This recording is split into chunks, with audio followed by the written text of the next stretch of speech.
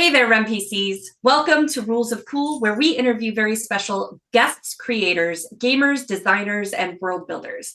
I'm your host, Rem, and today we'll be chatting with lead developer for Catalyst Game Labs, Randall Bills, about Battletech and the wildly successful Kickstarter campaign for Battletech Mercenaries.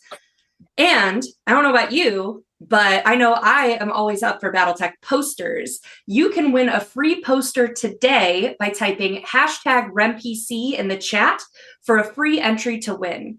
The drawing will be done at the end of today's episode of Shadowrun Emerald Glitch, coming up right after Rules of Cool. You can also get bonus entries by donating bits or subscribing. Every 100 bits gets you a bonus entry, and subscribing gets you 7 whole bonus entries.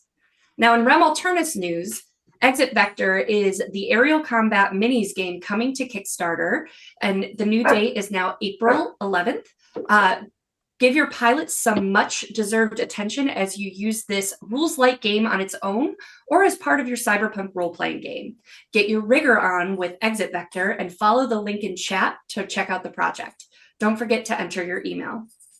Well of the Worlds is coming to Kickstarter on April 4th from Mobius Worlds Publishing. I think it actually got pushed back to the end of, or the beginning of May now.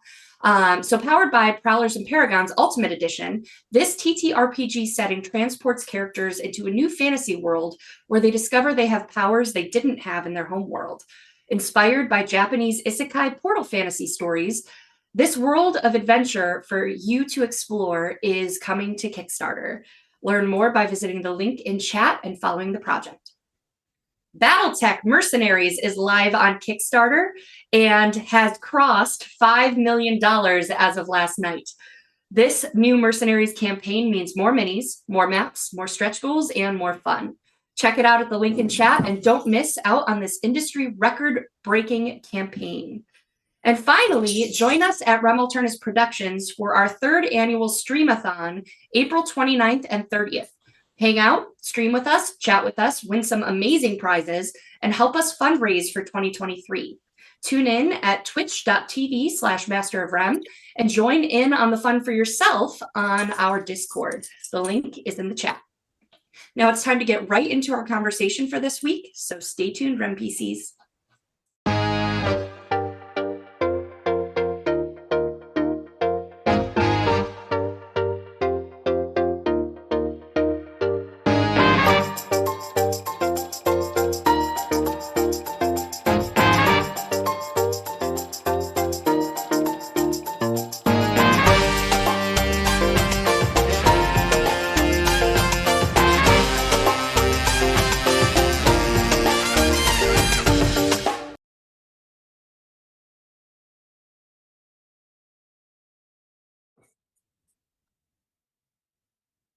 Welcome back, everyone, and welcome back, Randall. This is not your first time on the show, so good to have you here. Good to be here. I feel like as we do intros here, we need to kind of step back, because usually I introduce myself as Rem Alternis from Rem Alternis Productions, but I have 2 hats now. So I am also the new marketing and community director for Catalyst Game Labs, so now it's just a Catalyst hangout. Yep, absolutely. Now, what is your role for Catalyst, Randall? So technically, my title is managing developer, but really that doesn't remotely encompass the 7 or 8 different hats that I wear for Catalyst.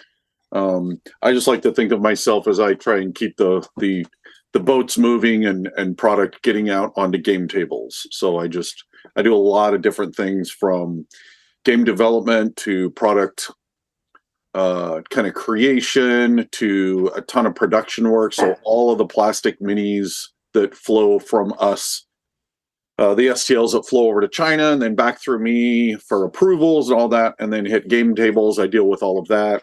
I used to deal with a fair amount of stuff that you're taking over, so incredibly grateful to have you on to take some of that hats off of my plate. So yeah. I now have several hats, and some of them used to be worn by Randall. Yep. Awesome. Well, there's so much to talk about with the massive Kickstarter, but I kind of want to go back to the beginning. So when did you first discover Battletech? Oh, man. Everyone's gonna know that where all this gray hair came from.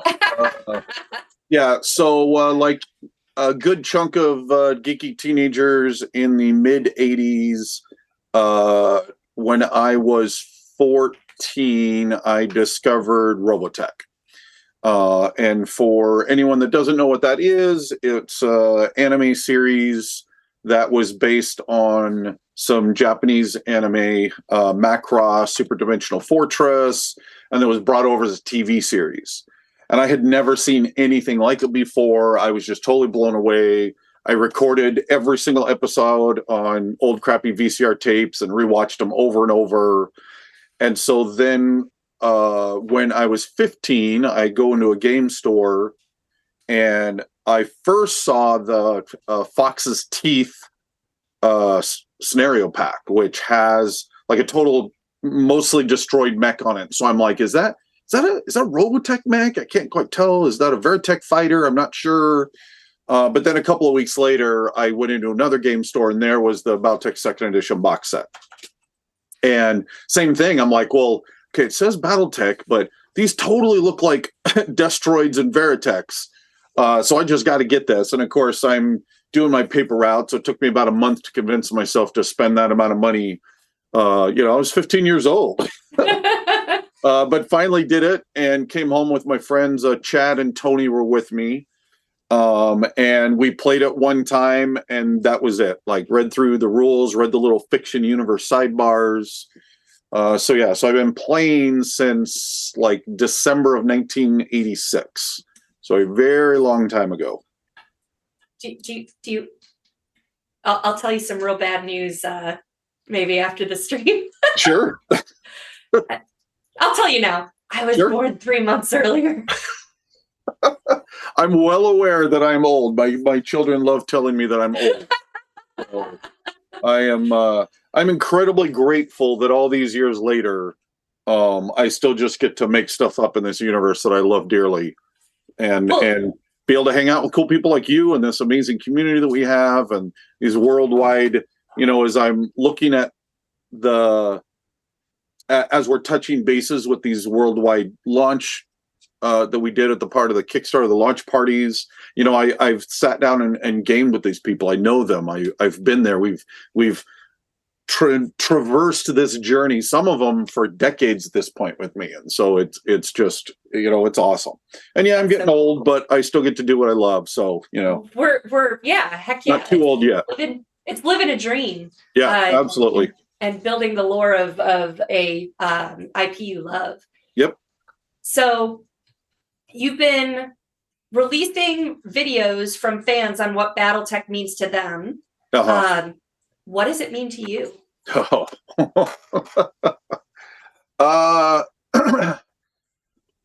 that is. I think I like bleed Battletech. I have. So I started working on. So again, I've been playing almost from the very beginning. It actually was published as Battle Droids in 1984, and then George Lucas sent a cease and desist letter to FASA to say that he owns droids. So then they had to, which he did, and so then it was Battletech second edition box set came out in 1985. So I started playing almost from the very beginning, and then through a whole series of crazy stories that that will take a long time to tell the story of how it occurred. And giant shout out again, because I always loved doing it, to Battletech line developer at the time, Brian Neistol, who I have my job because he helped to make that happen. And so wherever you are, Brian, once again, thank you so much. That was awesome. But so I've been working on it since 1996, right? So coming up on 30 years now, I believe, if I run the numbers in my tired head. And so I have followed it through 4 or 5 different companies. I have just about every type of thing that I've done. I think the only thing I've not done is maybe do art for Battletech, because I make stick figures look terrible. but outside of that, I've done every type of thing imaginable for BattleTech, including lore advisors on the last two computer games and publishing novels, just everything that there is to do. And so uh, I talk about how the three pillars of me are my faith, my family, and geekdom. And at the top of the geekdom pillar is BattleTech. Like I love geekdom as a whole, right? Like I'm an equal opportunity gamer. I love playing every type of game that there is.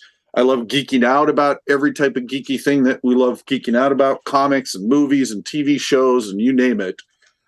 But it's hard not to have BattleTech be right up there at the top, both because I've enjoyed it all these years, and the fact that I've been able to work in it all these years, and I still love doing it. Mm-hmm. And so I just can't imagine a life without it. Just off screen is my adult son, who is now the Leviathan's line developer, and we were just playtesting a BattleTech scenario for an actual play that we'll be doing towards the end of the Kickstarter. And so again, none of that would exist without BattleTech, right? I get to work beside my family. I get to play BattleTech and games with my children. It's hard to I could go on and on, obviously, but BattleTech just means so much to me, primarily because of the magnificent connections in my family and wonderful friends all over the world that it's allowed me to make. That's so cool. Oh, that's so good to hear. All right, so now you've got to pick a favorite child, and we know that it's BattleTech, not Bryn. So what is the coolest project you've ever gotten to work on? Wow, that is really tough. I am, that would be almost impossible to choose. I think it might be a tie. Either this process of reimagining all the BattleMech images, because it's this team that is Ray Arrestia, the BattleTech line developer, Brent Evans, who is the Catalyst art director, and then Anthony Scroggins, who is the BattleTech art director, and then Anthony heads up the team of sculptors and designers from all over the world, and we all work in this tension of, a sketch will come in and it'll be like, no, I want to do that. No, it should be like this, or no, this piece should be like this, or the legs are a little too long, or, and often it can be a really big knockdown, drag out fight because we're all so passionate and love it all. But at the end of the day, we have this incredible body of work of, now sprinting well over 150 miniatures that all have this magnificent new modern look, while still paying homage to all the amazing artists, going all the way back to Dwayne Luce at the very beginning, that made him so amazingly cool at the first place, right? So I think that's probably one. And then if I had to do a tie with that, it probably would be my Founding of the Clans trilogy that I was able to write, where I was able to go back to the founding of the clans and really tell parts of a story that had never really been told before, and deal with characters that we had never really ever been able to put on screen before.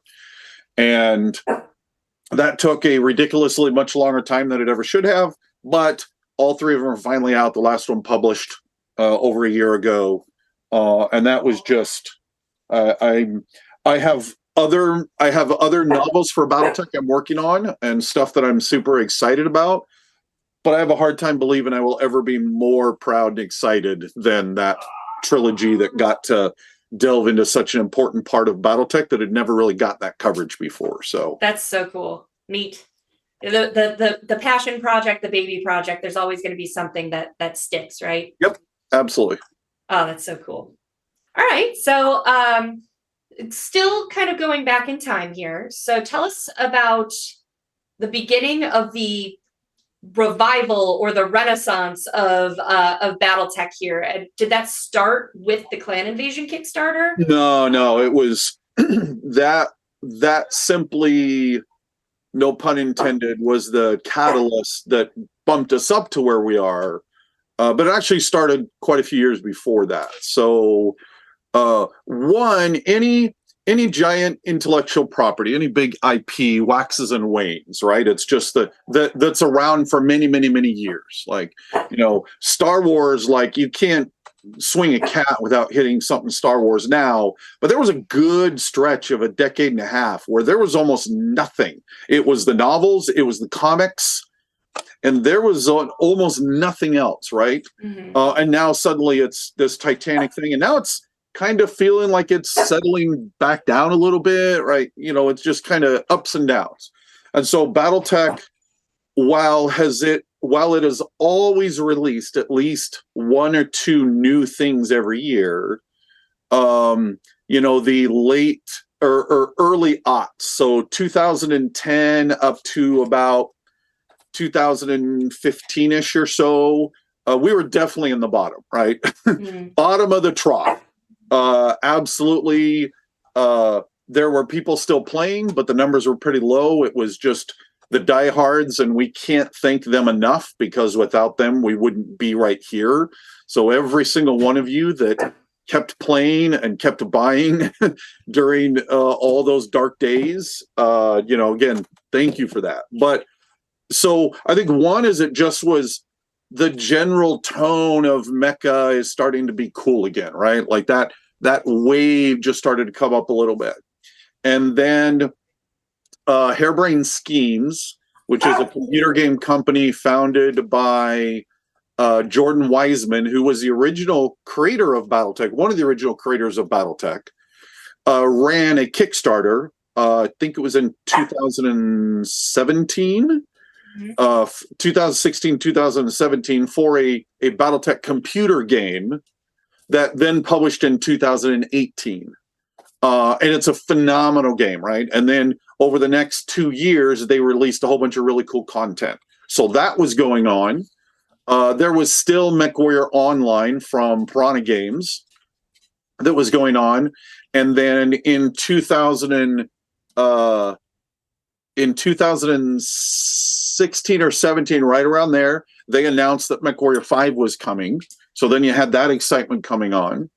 And then in 2015, when we were at the bottom of the trough, we decided, we've got one last trick up our sleeve, which is we're going to just reimagine the minis, right? Reimagine them, new high quality plastics, ready to play right out of a box.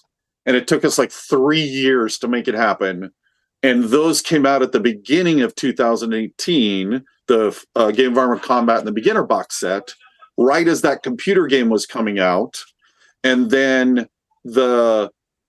so those like exploded, right? Like those two boxes just detonated, because I think you had the other elements mixed in, right? You had mecha as a whole starting to come back, and then you had a lot more people being drawn back in from the announcement of MechWarrior 5, playing Harebrained Schemes Battletech. So they were all primed to go, oh, there's a new box set, awesome. And once they got the minis and everyone started sharing photos of those minis online, that all accelerated, because the minis ended up turning out fantastic. And so then in 2019 is when we launched the Clan Invasion Kickstarter, basically telling the fans, there's hundreds and hundreds of minis. Not only here's the clans we're bringing in to go without a Game of Armored Combat box, but then you guys get to tell us how far you want to go. We will just keep going. And around, 93 minis, we had to cut the spigot off because they went, way bigger than we ever expected. And it was also in that year that MechWarrior 5 came out at the end of the year, 2019.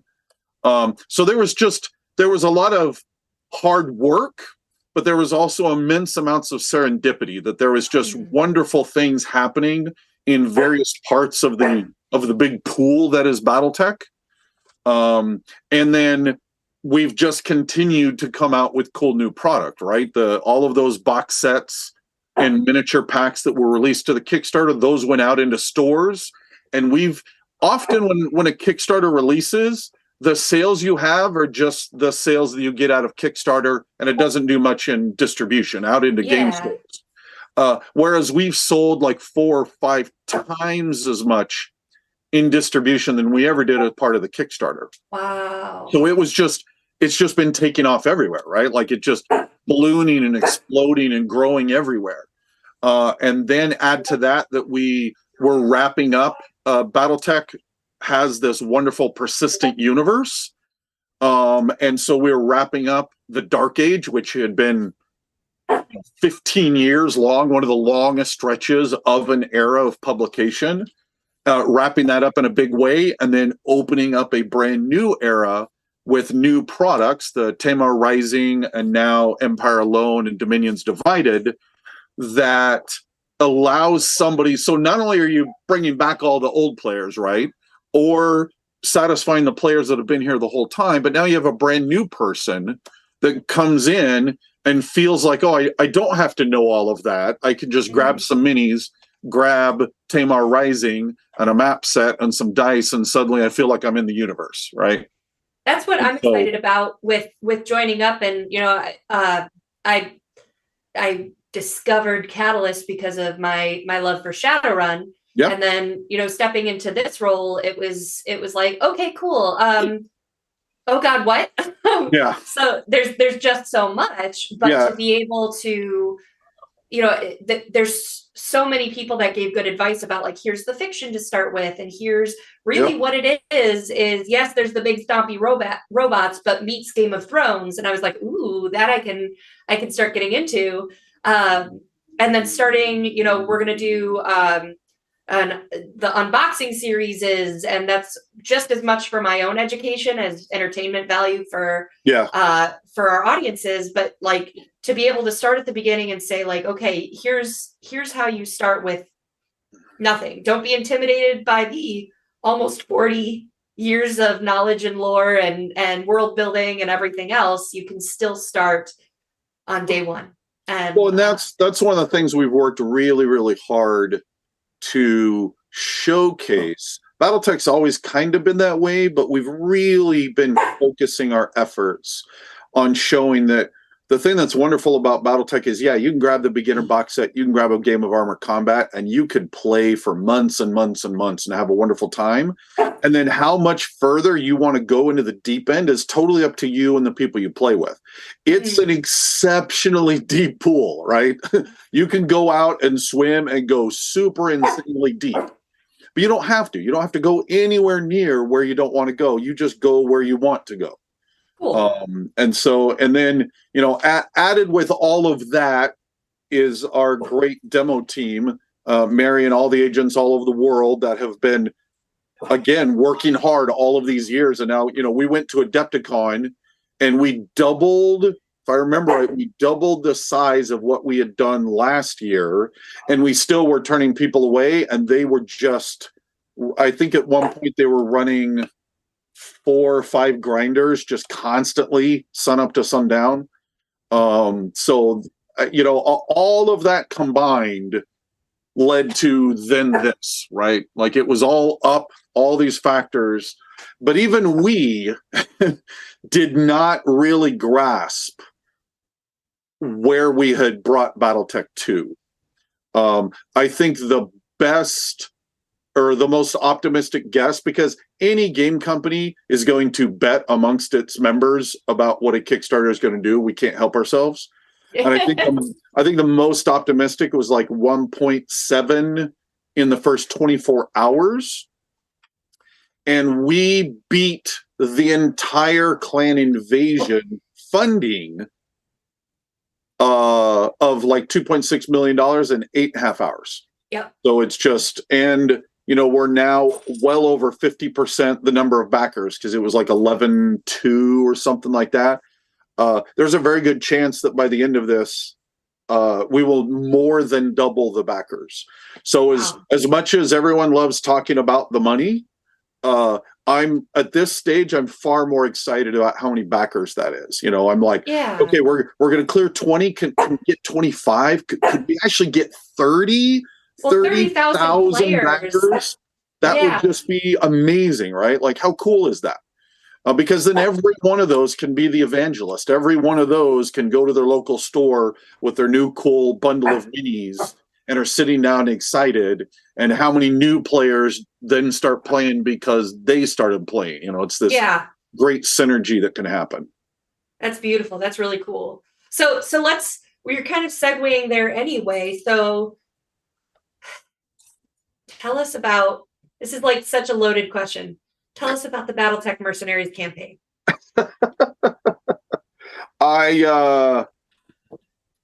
We did a lot of things better than the last time around.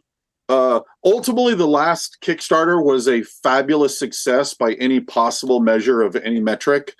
And you go talk to any distributor, they love us right now, whereas there was a time not too long ago that they wouldn't give us the time of day. Lots of retail stores love us because Battletech is moving. People are excited. People want to play. And so but there were many mistakes that we made in that last Kickstarter. One of the best being, and I love giving this number because anyone that's actually been a part of a Kickstarter on the back end, when you tell that to them, like their brain starts oozing out their ear, which is we shipped 752 unique items, unique SKUs as part of the Clan Invasion Kickstarter. Nope, don't like that. Utter insanity, right? Just crazy. In fact, we broke Backer Kit's software twice, and they had to custom code new things to deal with how big that was. Now, because it's Battletech and because our community, that almost became our badge of honor. Like, look how awesome that we are, that we broke Backer Kit's. We broke Backer Kit. We broke Backer Kit. La-di-da. Backer Kit does, tens of thousands of fulfillment jobs all over the world, and Battletech broke them, right? That's a badge of honor. But some of what we learned then was, okay, we need to trim way back, right? You can still have a wildly awesome, successful Kickstarter and not have nearly as much. The other thing that we did was we've been working this entire time for, almost 2 years at this point, developing all the mechs that are here. In fact, it is today, right? April 6th. Yeah. As of literally today, well, I guess maybe about 20 hours ago, about 75% of all the minis in the campaign have started primary injection molding. Wow. So we are so ahead of this game compared to what it was last year. The last campaign, we ended up with 93, but we had gone in with only maybe 16 models done. So suddenly we had almost 70 models that we had to just build.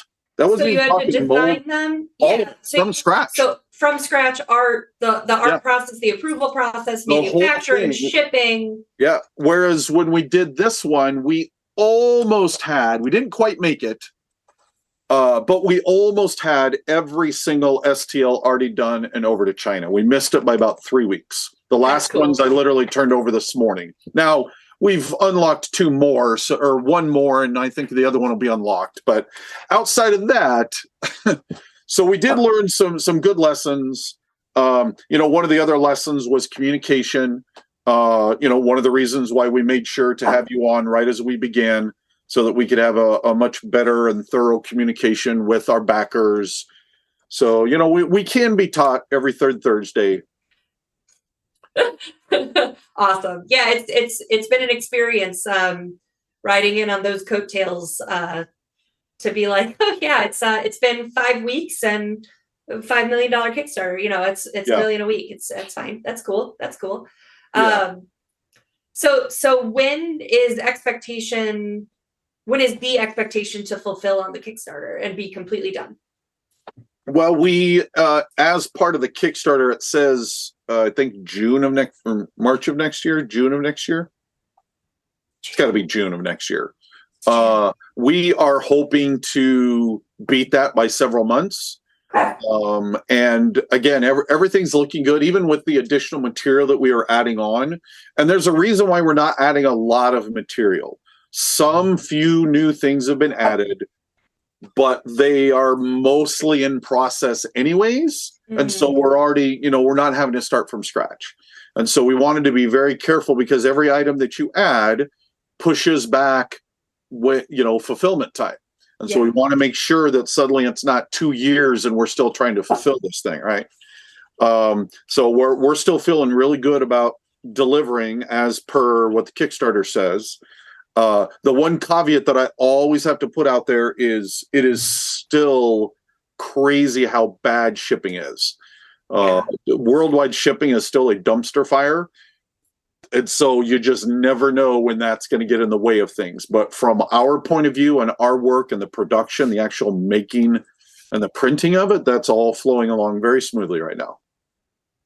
Yeah, that's awesome.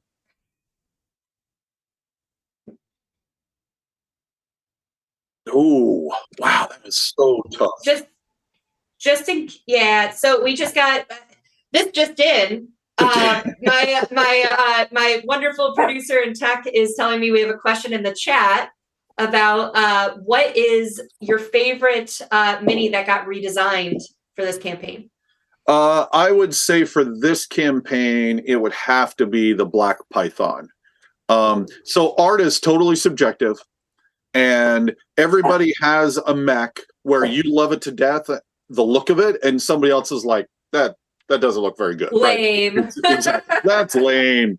And that's just the nature of things. And that's awesome. That's why we have so many designs, right? That being said, the Black Python from the original to Clan Mech from the original 3055 is almost universally considered one of the worst looking mechs ever published for Battletech.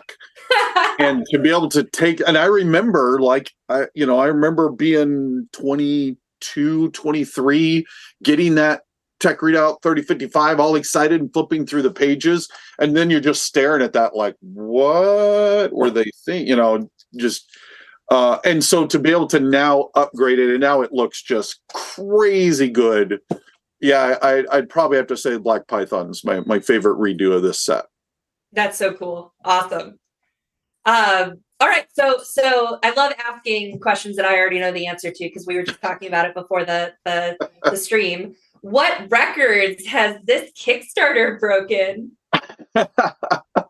Well, it's currently in the 45th slot of highest funded Kickstarters of all time. So there's been over 500,000 Kickstarters launched in all of Kickstarter history. There's been about, I think my memory serves me, I meant to look this back up, but I believe it's about 260,000 successful Kickstarters.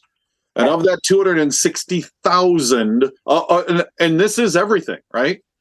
This is every single type of Kickstarter that there is. Across categories. Across every category under the sun, there's been about 260,000. We are currently sitting at 45th, only halfway through this campaign.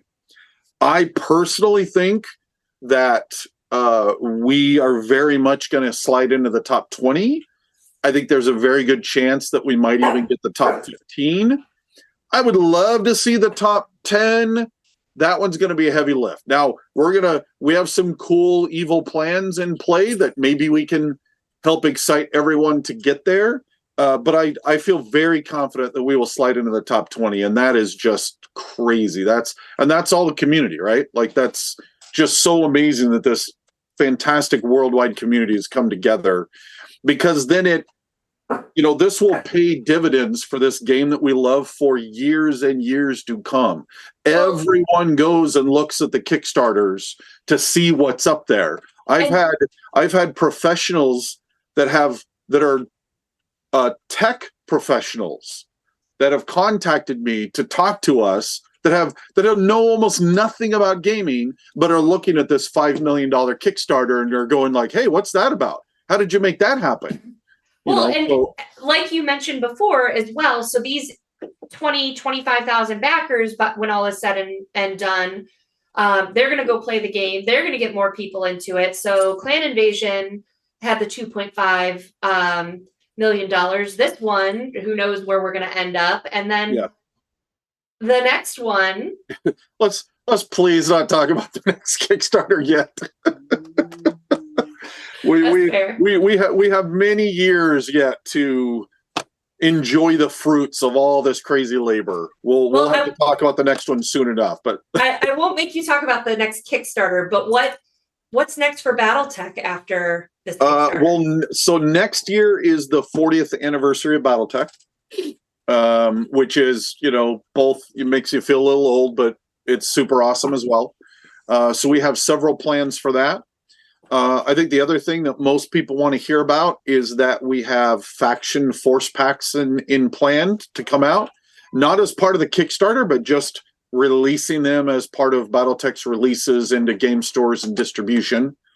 And those will start to really tap into, as we have over 150 designs now that we will have put out.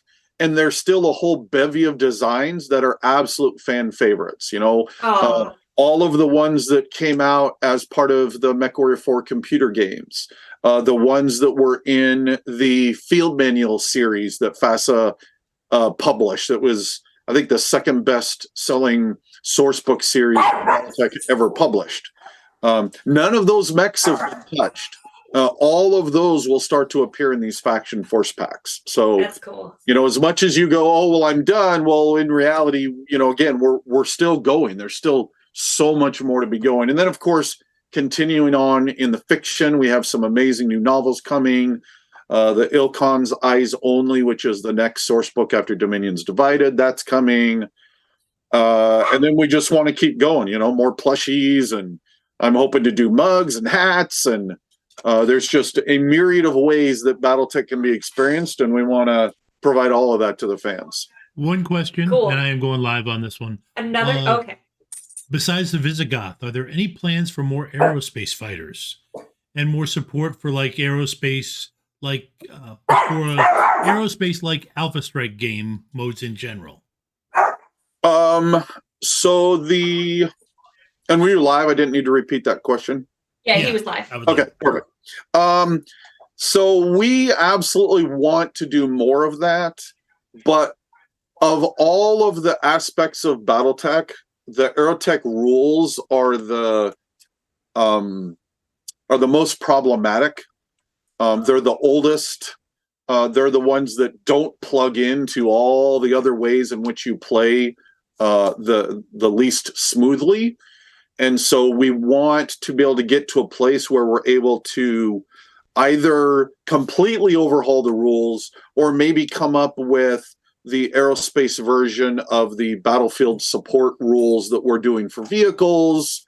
We need to get to that point where we're supporting a good, fun game and then come out with the minis. But doing a slew of minis when there's very few people who would play the rules, that just doesn't make a lot of sense. So I love the aerospace side of Battletech.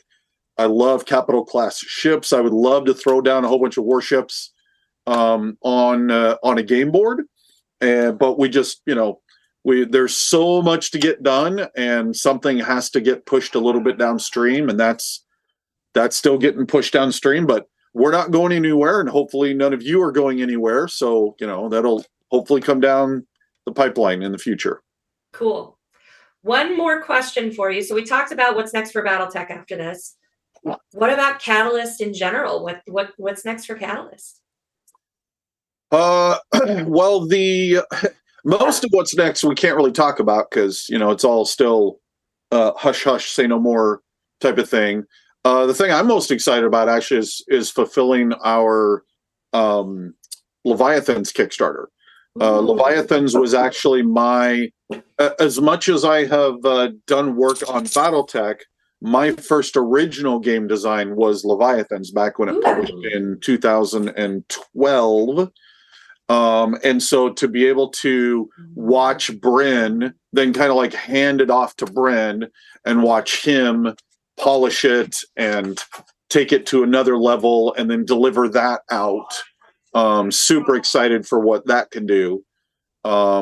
We very much want to continue to provide the same love that we have on the Battletech side for Shadowrun. Shadowrun's our other giant property that we love near and dear to our hearts. Very much want to get a minis game out for that in the near future.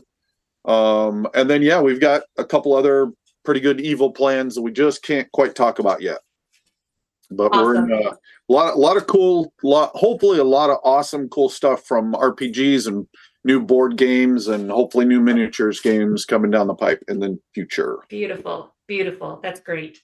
All right. So with all of this cool stuff and the super secret stuff that's to come, where can people follow you to learn more about what you or Catalyst has coming next? Well, I don't do social media that often. But usually like Instagram, like I run the Kickstarter killed it. But I run a campaign in our local game store, Zulu's. Giant shout out to them. They're awesome. Every 2 weeks or so. In fact, I'm heading there literally, in about an hour to get the campaign going again after the prep for the Kickstarter killed it. And I will often post photos of the gameplay that we're doing. So you'll see that in Instagram. I also often share if I'm just playing another company's game, and I'll be like, hey, I'm playing this awesome game. Check it out, type of thing. But usually just for overall Battletech, it's just bg.battletech.com or catalyst.com. But we're also on Facebook and Twitter and, all the normal socials we inhabit in various ways. Awesome.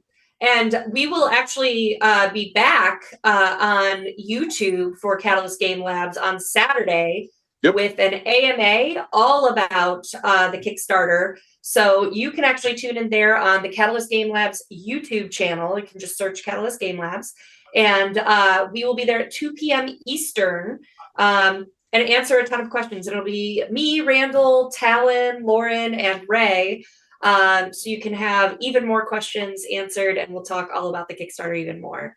Yep, absolutely. But in the meantime, thank you so much for joining me, Randall, as always. Oh darn! I had to come on and talk Battletech. That's a tough thing to have to do.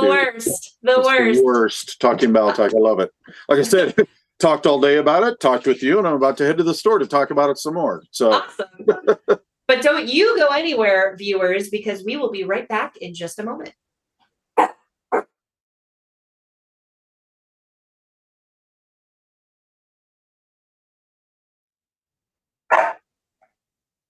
All right, everyone. Don't forget that we have a wonderful giveaway of a Battletech poster. Thank you so much to Randall and Catalyst Game Labs for donating such a cool prize. You can enter to win for free by typing #RemPC in the chat, and that gets you one free entry to win. You can also get bonus entries by donating bits or subscribing to the channel. Every 100 bits gets you an extra entry, and subscribing gets you 7 whole bonus entries. So that's 2 for free. And coming up next is Shadowrun Emerald Glitch, or as our finale for season 1. Some of our cast and GM are going to be moving on. So it will be Emerald Chef tonight in a fun series finale for season 1. And your bits and subs can also impact the game. So if you want to help the players or to hurt them, you can donate giveaways to the cast and GM. All the funds that you donate help pay our cast and crew and keep producing content. You can also pick up t-shirts like this one and merch at our Etsy store at remalternis.com/Etsy. Thank you all for joining. We will see you next time, RemPCs. Bye.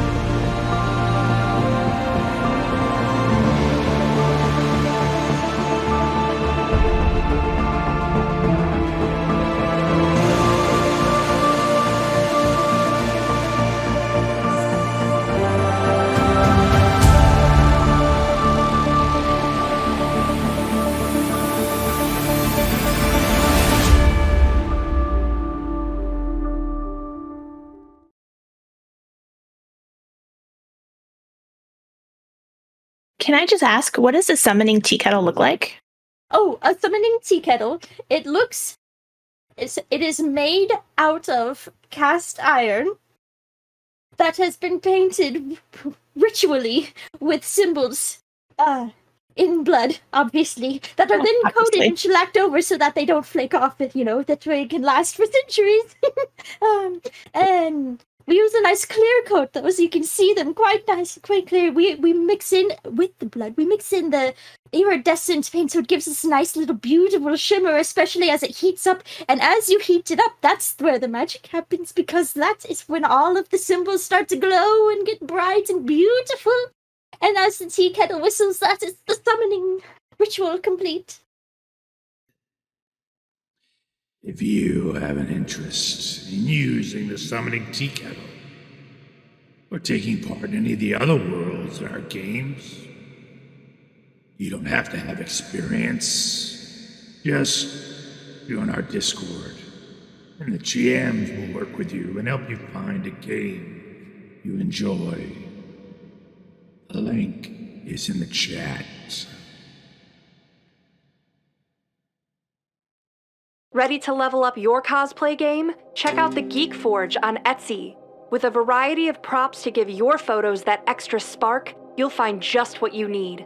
Hold magical fire in the palm of your hand, or take a potion to restore your mana. With a large variety of colors, you can choose your own magical flavor for your cosplay. Bring drama to your photo shoots with these vibrant props and more, all available at the Geek Forge. Are you ready to level up your cosplay?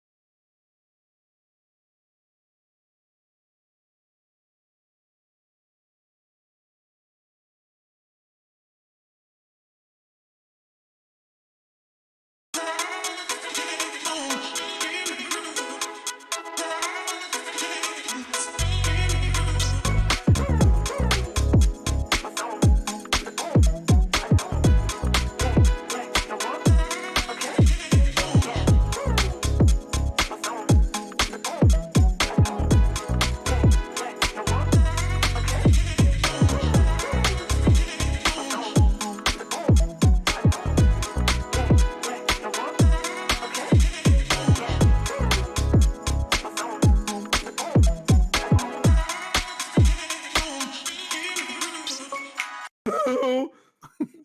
What a spell! Spell! Spells. She says spell like 92 times. Spell, spell, spell, spell, spell, spell, spell, spell, spell, spell, spell, spell, spell, spell, spell, spell, spell, spell, spell, spell,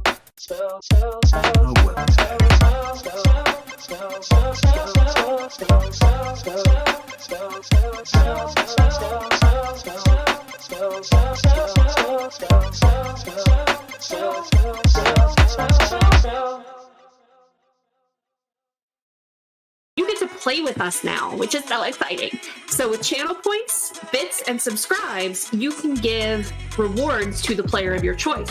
So how to do that is, no, not Bob.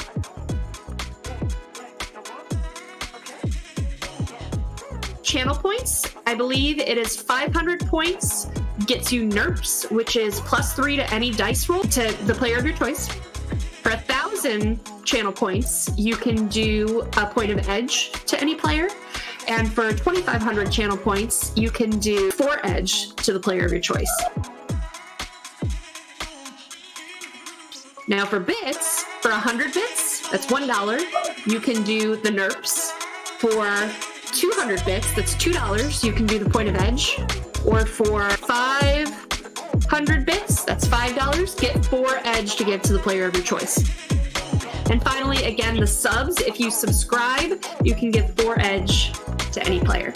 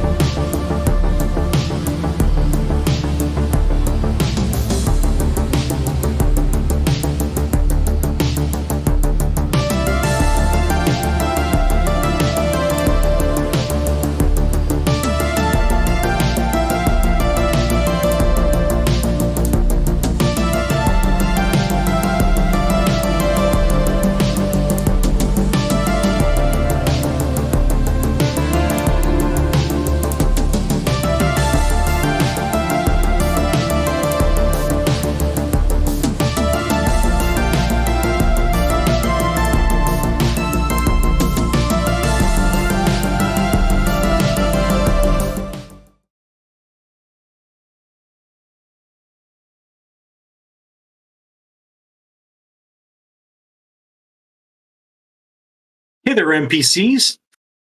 Welcome to our actual play of Shadowrun 6th World, Emerald Glitch. I'm your GM, Bob, running my last session of Emerald Glitch. Tonight we go from Shadowrunner to Emerald Chef. So previously, you guys came back to the main part of Seattle, back home after several sessions, but only a few hours out of town. That whole ordeal was only a few hours. That was 2 months ago. So the rent has come due a couple of times. Biz has been slow since then. But you probably felt like you needed to lie low anyway. A lot happened. So we are now in early to mid-March of 2083. And let's see. Slick and Jay, you guys get a voice message. The comm code says Chef Pierre Ramsey. Okay, pull it up. So it's that. Let me pull him. Let's see, show players. There we go. It's that shades and ponytail and back, wearing a white form-fitting chef's coat. He says, and he's got his arms crossed, and he's speaking right into like it's professionally done. Like he recorded this thing hours ago, had to go through post-production, and maybe his agent sent it to you guys. It says, I'm filming a new show called Emerald Chef. And the first challenge is the team challenge. And I want you to assemble a team and look at the rumors. There are rumors that a Deviljack diamond has been spotted in Lake Sammamish.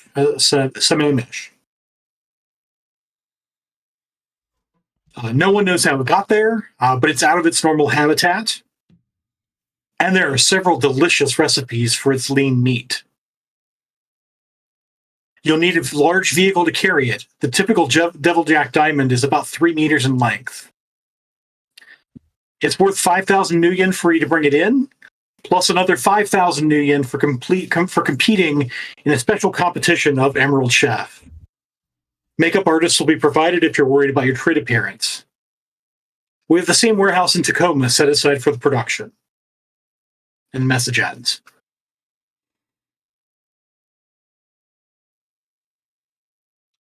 I send a text to Slick immediately saying, did you get that also?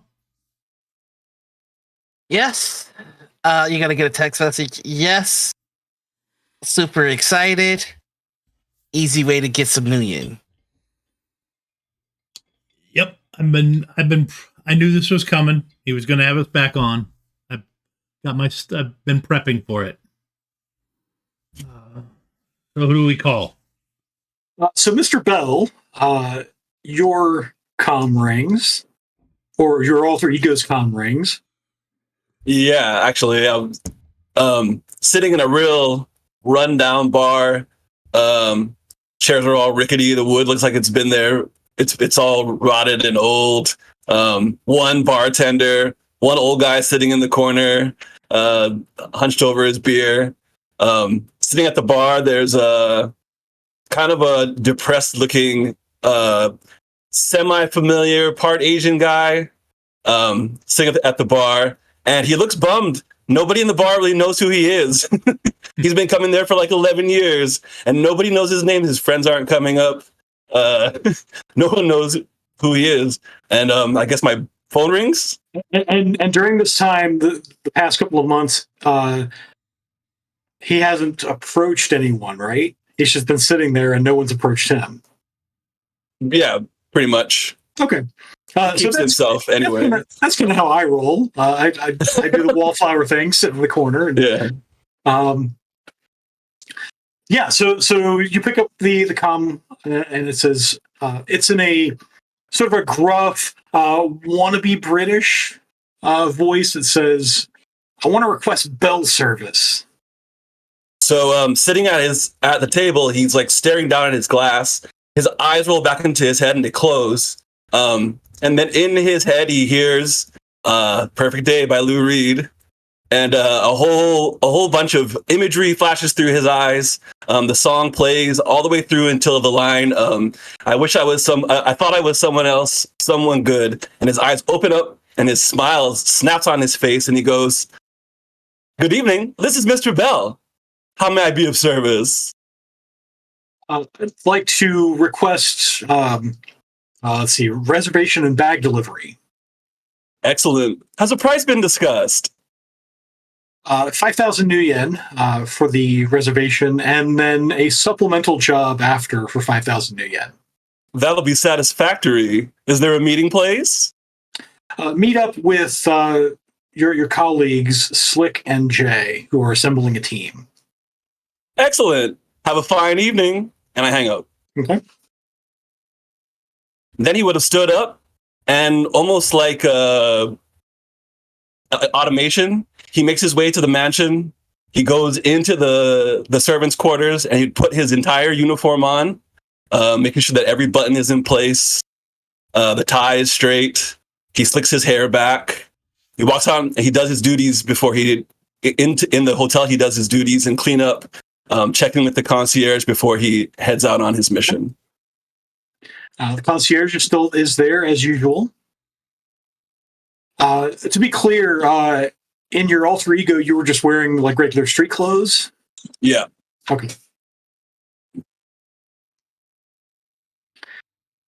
All right, so we're well into assembling a team.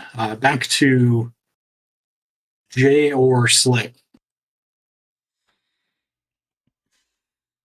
Yeah, I think Slick is gonna be putting out feelers, just kind of opening up a group text with the gang, going, "Hey, I have a job.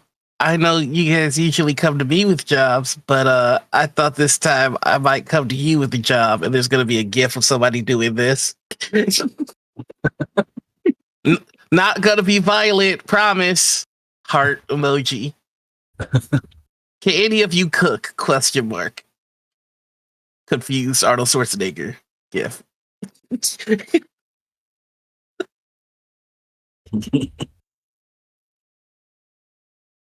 So that is the group text that Violet and Nova received. Yeah, the whole gang is in there. So if anybody wants to hop in on it. I'll respond with, "Cool, it's my day off.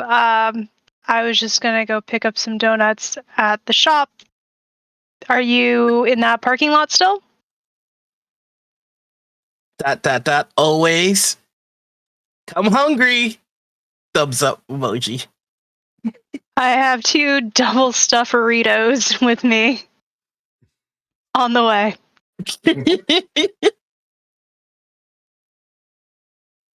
You probably just get some random Batman Forever gift. You get the one where the Batmobile becomes like a motorcycle in a narrow alley for some reason. You just get back like 3 question marks and a thumbs up. Violet responds with, "Are we in cars?" To get there, yes. But we're gonna be mainly in a kitchen. It's gonna be awesome. We'll be on TV. Violet, do you need a pickup? Yes. I will pick up Violet. Okay. So presumably at this point, you all eventually gather in the parking lot of the donut shop. No, that's going to take us at least another hour to role play getting to the organization. We can certainly go through some awkward van rides. Yeah. We have 2 vans. Double the vans, double the awkward. look awkward? Never. I'm gonna do a matrix search on that fish. The double jack diamond? Sure. Yes, the double jack diamond. Just see what that. Come on, there you go. That should be just straight electronics. Wow. Wow, Okay. 3 hits on 4 dice. That's my I'm shocked enough that you rolled 4 dice for it. That you then rolled 3 of them hits. This is the bright side of 3 staying. Yes. Yeah. That's good. when you should never roll 3 and you still do. Yep. Yeah. So you pull up. Essentially, it's the latest edition of Paranormal Annals of North America. Okay. And that is the entry you get. So it is essentially an awakened pike. Ooh. And it's based on so there's a legend of a of the Devil Jack Diamond, which is essentially a fish that sort of it hunts along the surface of the water. And if you're not looking closely enough, it looks kind of like a log. So the legend is that it's a danger to logging communities.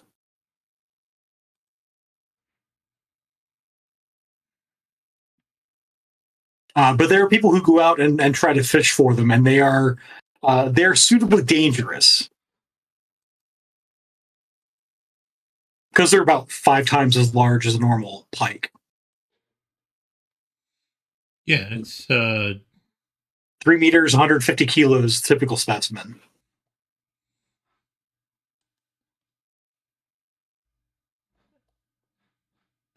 let's see. Yeah, that okay. So you think if you're doing that standard fishing photo where you're holding it up, only you, Jay, would be able to do that. Yeah. Everybody else is too short.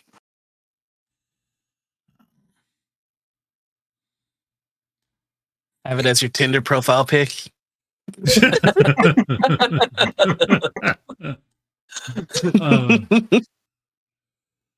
So we're gonna need some fishing gear.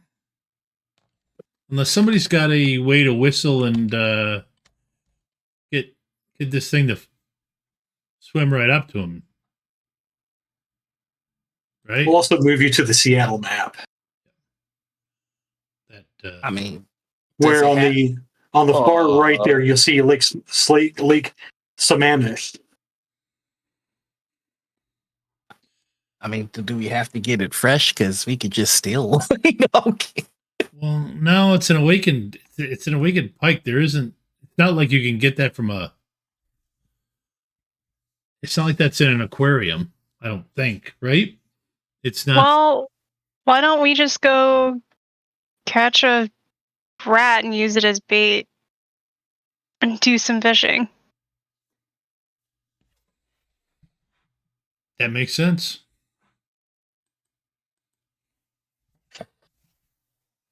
I have another idea. Can I try to see? No, never mind. That's actually much smarter. I was gonna see if we could just hire a fisherman to do it for us. Someone suggested grenade fishing. Oh, thanks, Chris. Yeah, okay. Yeah. Well, I mean, But I think Nova's the one that has grenades, right? Yeah. yep.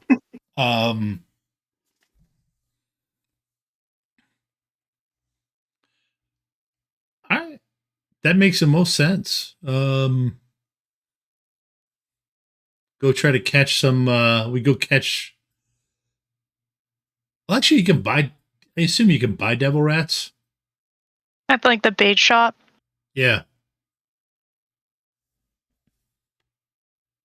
Well, you got bait shop money? I got bait shop money. Yes, I got. We're also going to need to buy fishing gear because I'm assuming none of us have fishing gear. You got fishing gear money? I have fishing gear money too. Yes. All right, we'll follow your lead. Fishing Papa, let's go. Wow. Like cooking Mama, but fishing Papa. Okay. All right. So, yeah, found a look up for a heavier fishing shop where we can get some tackle. We'll say on lakes. I'm trying to keep the pronunciation here. It's Lake Sammamish. Yep. It's a freshwater lake with a fair number of fish, so you don't have too much trouble finding a fishing gear store or a like a sporting goods store.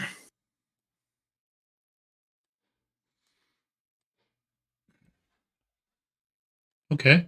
I can just look that up on the GPS, right? Yeah. Yeah. Sporting goods stores don't make money by being hidden. Yeah. So we're just gonna pull that up. I mean, I'm always assuming that we're about to do some shiesty stuff. So if we're not gonna rob this place, he's just gonna put it up in his like Google. Go to that Walmart. I don't feel like paying for fishing gear because I don't intend to fish ever after this. We don't have to pay. That's what I'm saying. You could also just keep your receipts and return it. Yeah, as long as it's not busted. But have I mentioned I've never gone fishing before? It might be busted, but we could just buy it. Let's do it. I'm not paying for it though. You know what? I'll pay for it.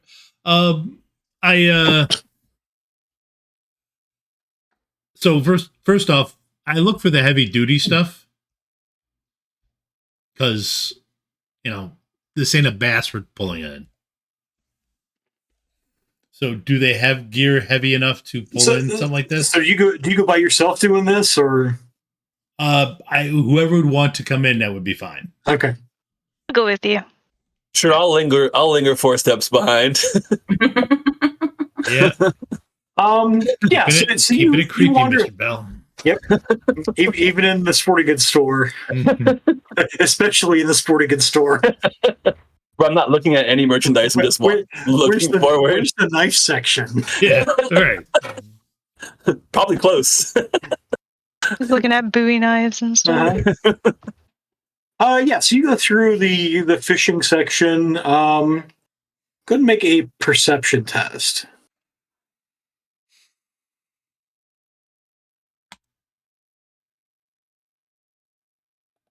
Okay, 4 hits. Yeah, so you do remember the description that the Deviljack Diamond and things its size are not indigenous to this lake. It's a freshwater lake. However, you are close enough to the ocean that this sporting goods store probably carries some heavier duty stuff.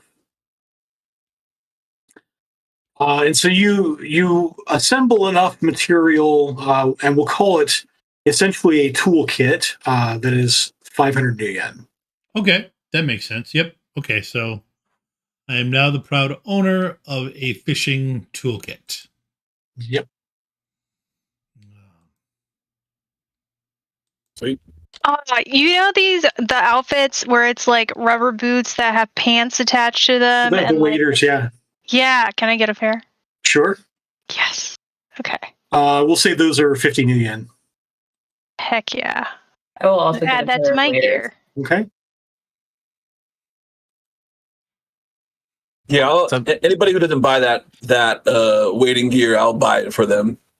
Oh, thank you. Yeah. Yeah, I pick up fishing gear. The troll size are more like 100 new yen. I'm loaded. I mean, I'm not hurting for money, but like, I never get reimbursed for gas, so. It's the future. You don't have an electric vehicle? Yeah, for Shadowrunners, you guys are not exactly living paycheck to paycheck. Yeah. That is very retro of you, though, friend select, to be using gasoline. Where do you even find that? I like to keep it retro. Keeps me off the grid, man. Right, because Those- they Off the can't electric just grid. right. They can't just track you by your emissions with a drone. I mean, that's true. Okay, so you guys get waders for everybody and a set of fishing gear. Yep. Oh my god, do we need a boat? We might need a boat. Slick, do you got drones that fly? Yeah, dude. Okay. Well, we're gonna need him to find it. This thing floats on top of the water, so. Oh yeah, say no more. I'll go ahead and get my stuff all queued up. Hear me out, Violet. You know those little ducks with the pedals? Like the big swan boats? Uh-huh. Uh-huh. I think this is our chance to rent one. I will not turn that down. I am always down for a good time with you, Miss Nova. Oh my god, excellent. And I hand her a stun baton that I had stolen from a baddie way early in the season. That warehouse, yeah. I got my Blackwing primed and ready to go. So Cool. Blackhawk. As you guys are renting a big the swan boat, like the pedal boat, is that right? Yeah. 2-seater. It is a 2-seater. Yep. You look at it, and it's the only one of its type they have. I mean, they have all sorts of like regular fishing boats for sale. Nothing that would actually carry comfortably a 3-meter fish. Okay. Oh. Does it have to come alive, guys? No, but it also can't be shot up. So please remember that, Slick. I don't know what your drone is armed with. I just don't want it like automatic weapons fire. No, I wouldn't shoot it up. I'd blow it up. It's got so grenades are right out. Yeah, okay. So that's not good. That won't help us cook either. Okay. Don't worry, I've got a hand blade. Yep. No, What and I about got like my a dynamite situation where you just place it in the lake but not near the fish, and then it just is a area attack? we might have to go that route, but I'd like to try and catch it normal first. We do rent another boat, by the way, not just Okay. A pontoon boat. So here are a couple of questions. Actually, one statement and one question.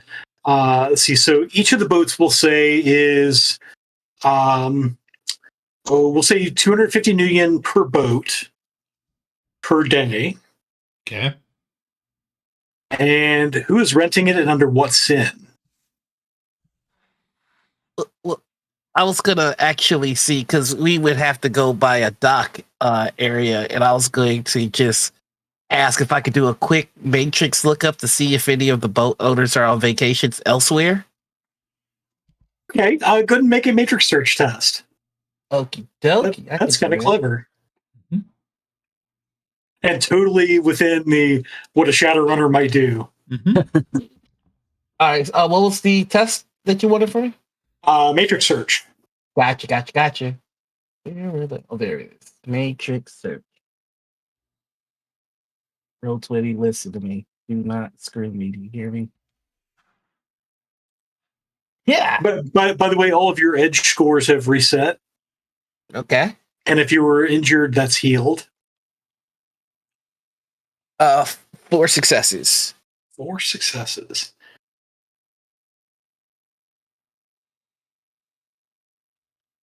Okay.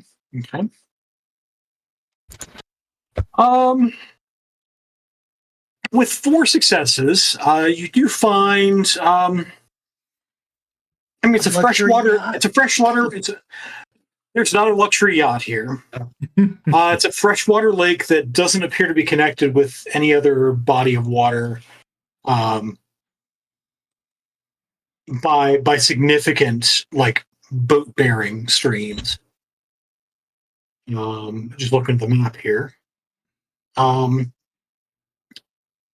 do find there's a marina. We'll say that there are people who there's still that the boat life.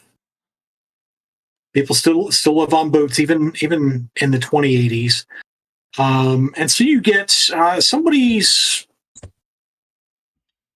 We'll say you find somebody who's on a business trip who lives on a boat, and they have so the boat probably won't carry a lot of cargo, but it might do for carrying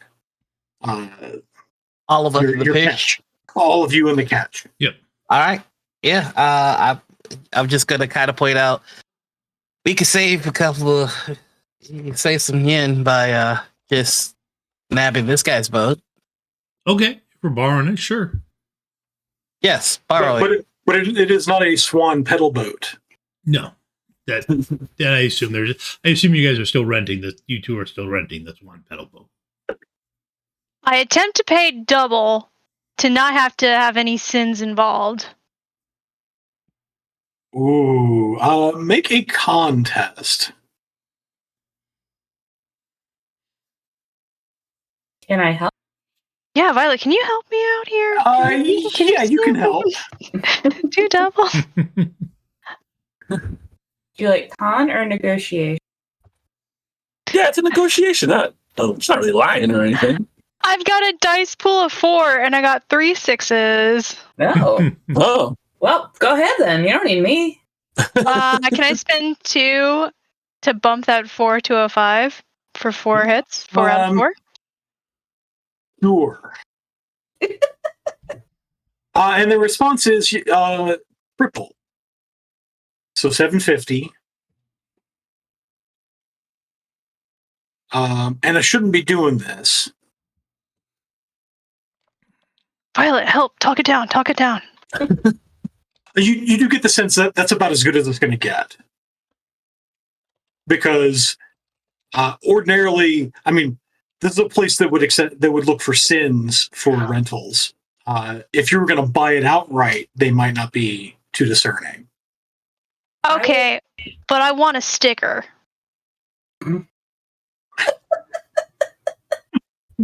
Swan Life. Y'all got them stickers, right?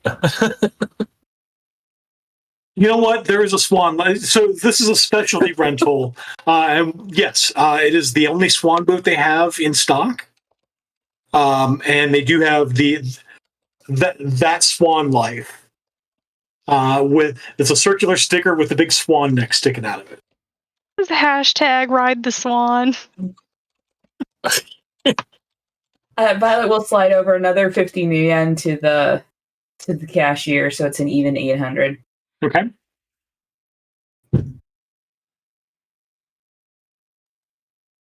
Thank you, sir. I'm gonna take my swan boat keys and I can go. Still gonna be room for you on our boat in case you change your mind. So to be fair, there are no keys. It is just as you expected it to be. It is a pedal boat. I know. Yes. Your legs are the keys. The rental does come with a trailer sufficient to haul it. So there is at least that. Amazing.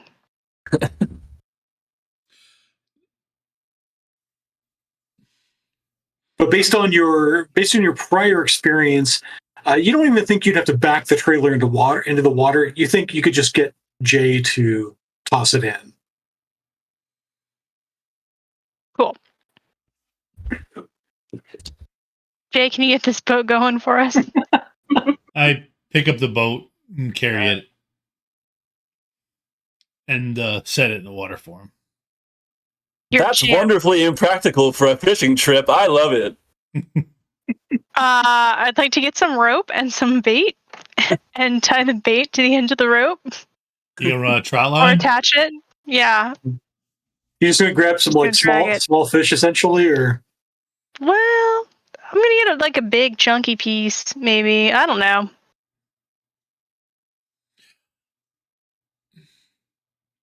yeah. I use my reasoning skills to select a piece of bait. Yeah, so based on the file that Jay downloaded, the Devil Jack Diamond is a carnivore, most definitely. Yeah.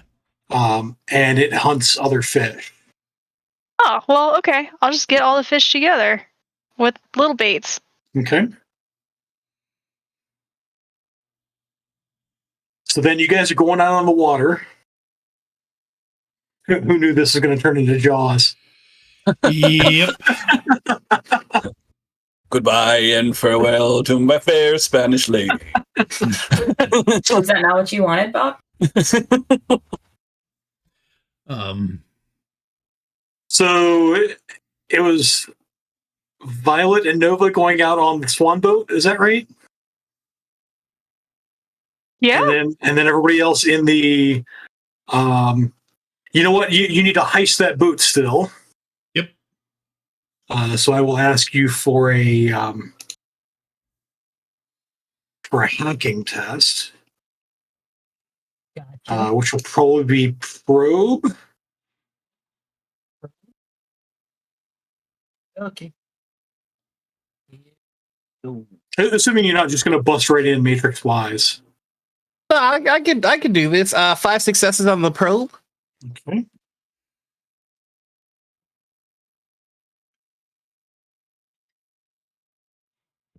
Okay.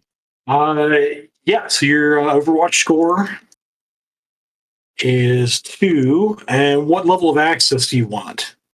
User or admin? You know I'm going admin. Okay.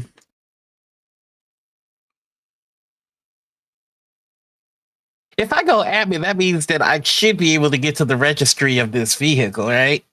Mm-hmm. Kinda.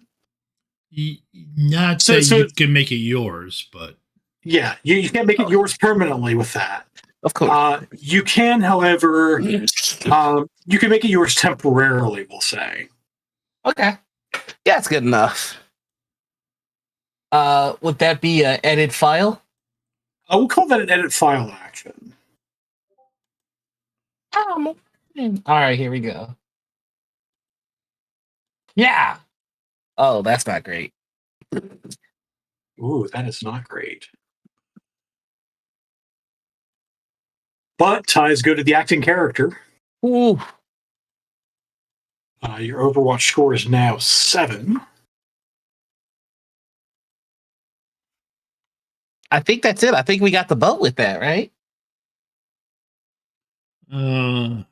Just walk up to the dock and go, that's my boat. We still got to check and make sure that they got no mechanical checks with engineering. Mm-hmm. And I don't think I can do that remotely. No, you're actually going to have to walk onto the boat. You realize that, right? Hey. Love it. I'm the van guy. The van is in a boat.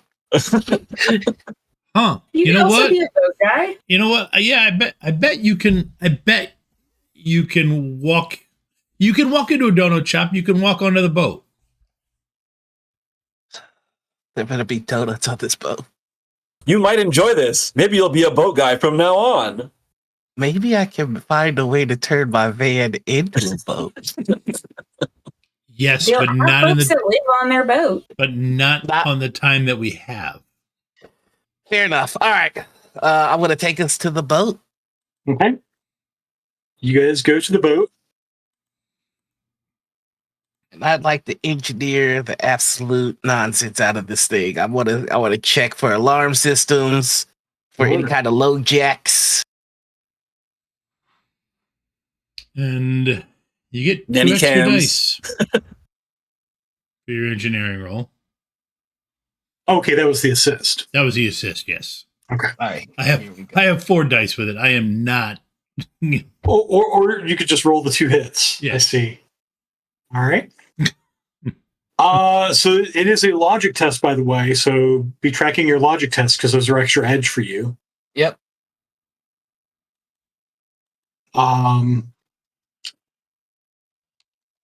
Yeah. So Can I help too? 3 of us would probably be sweeping the boat, right? Sure. Yeah. Does my lock picking matter? No, just engineering, right? Straight up. Straight up.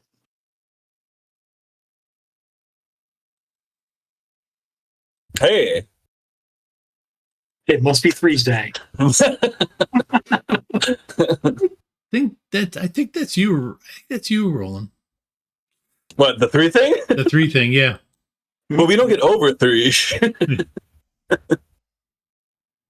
be fair, on 8 dice, 3 is about average. Yeah, 3 is actually a little bit better than average. So you guys look around. You step on the boat. You find it does have there's a mechanical lock on the door, which you're able to pick without problem.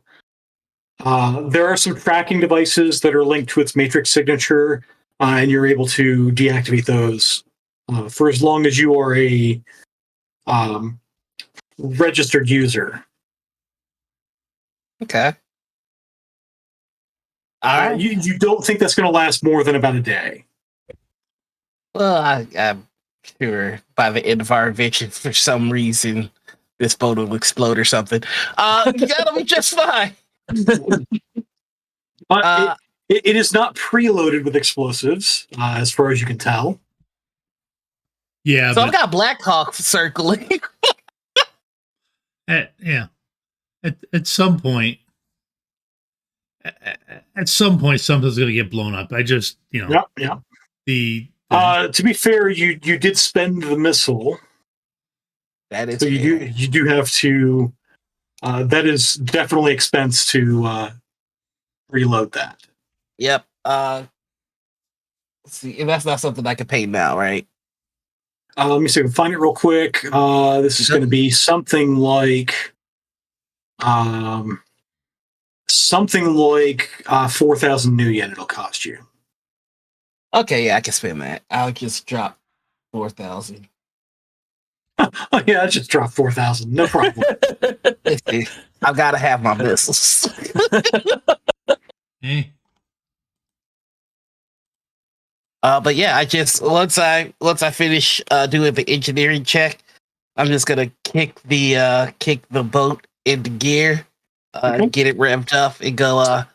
I've done it. So you are either pleased or dismayed by the fact that as you sort of look down below, there are in fact a couple of bedrooms on board this boat. Hey. Just to be sure, one appears to be lived in. As in, like right now, somebody's there. No, not right now, but it appears that like whoever owns this boat would normally live in that room. Okay. The other one's sort of made up, sort of generically, but there are no like personal items or anything in there. Okay. It's like a fishing boat or like a small yacht or like a really small yacht.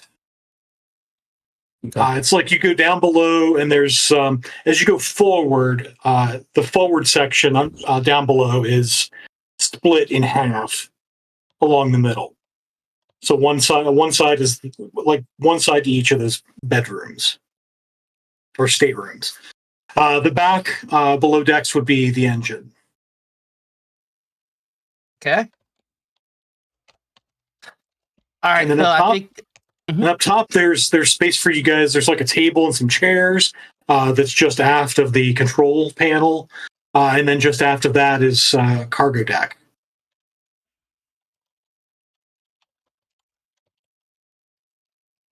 I'm just gonna kind of call everybody on the boat and go, all right. So just tell me where to go, and then after that, you take care of everything, and I'm gonna go raid this person's closet, see if it's a match. Okay. Well, why don't we? The thing floats as a log. So why don't you send your drone out searching? Send us the feed so we can watch for it. All right. Yeah, that's right. And then if I could, I'd like to go to the highest point of the boat and hopefully this works. It didn't work before, but I'm going to use the ultrasound in my scope on my sniper rifle, and I'll mimic the movements of the drone and try to see if I can see if the log has any other movement besides just sitting there. You know what I mean? If it's a fish, possibly. All right. So, so you're doing this as you go around looking for things that look like logs. Yeah, I'm just clocking the drone. So I will ask, who's driving this boat? Who's driving the yacht? I can drive. Okay. You want a piloting? Yeah, it'll be a piloting test. Watercraft, if you happen to have that specialization. No, I don't have the specialization. The people in the Swan pedal boat, I will not ask for a piloting test yet, but understand it is extremely limited in maneuverability. It's more for funsies. Paddle, paddle, paddle. Okay, with 4 hits, you have no trouble guiding this thing out of the marina. And as you guys sort of make the rounds, you're getting close to sunset. And I'll ask each of you to make a perception test. I can't remember if I suck at that. Let's find out.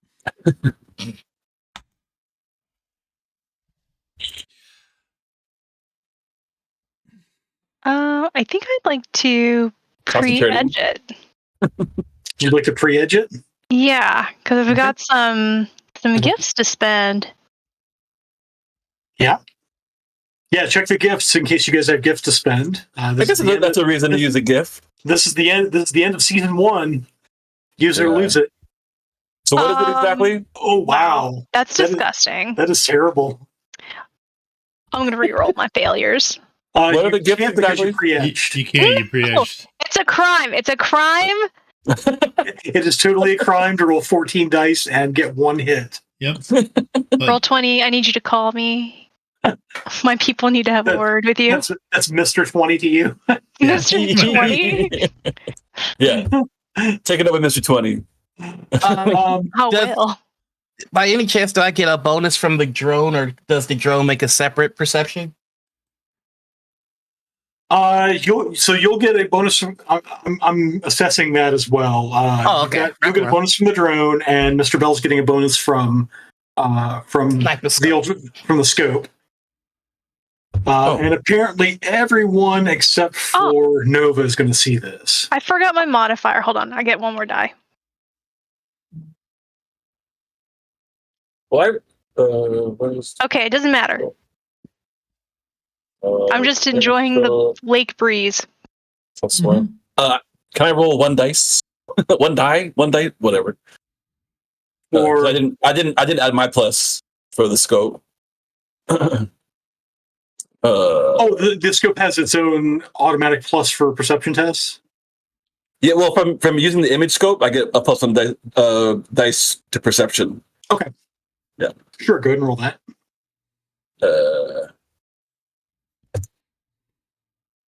Hey! So 2 hits. Okay. Yes, Mr. 20 has favorites. That's not me. We got beef. So Nova, you are we'll say you're finding that Violet's kind of enjoying the ride, and you're having to concentrate on keeping the boat going straight.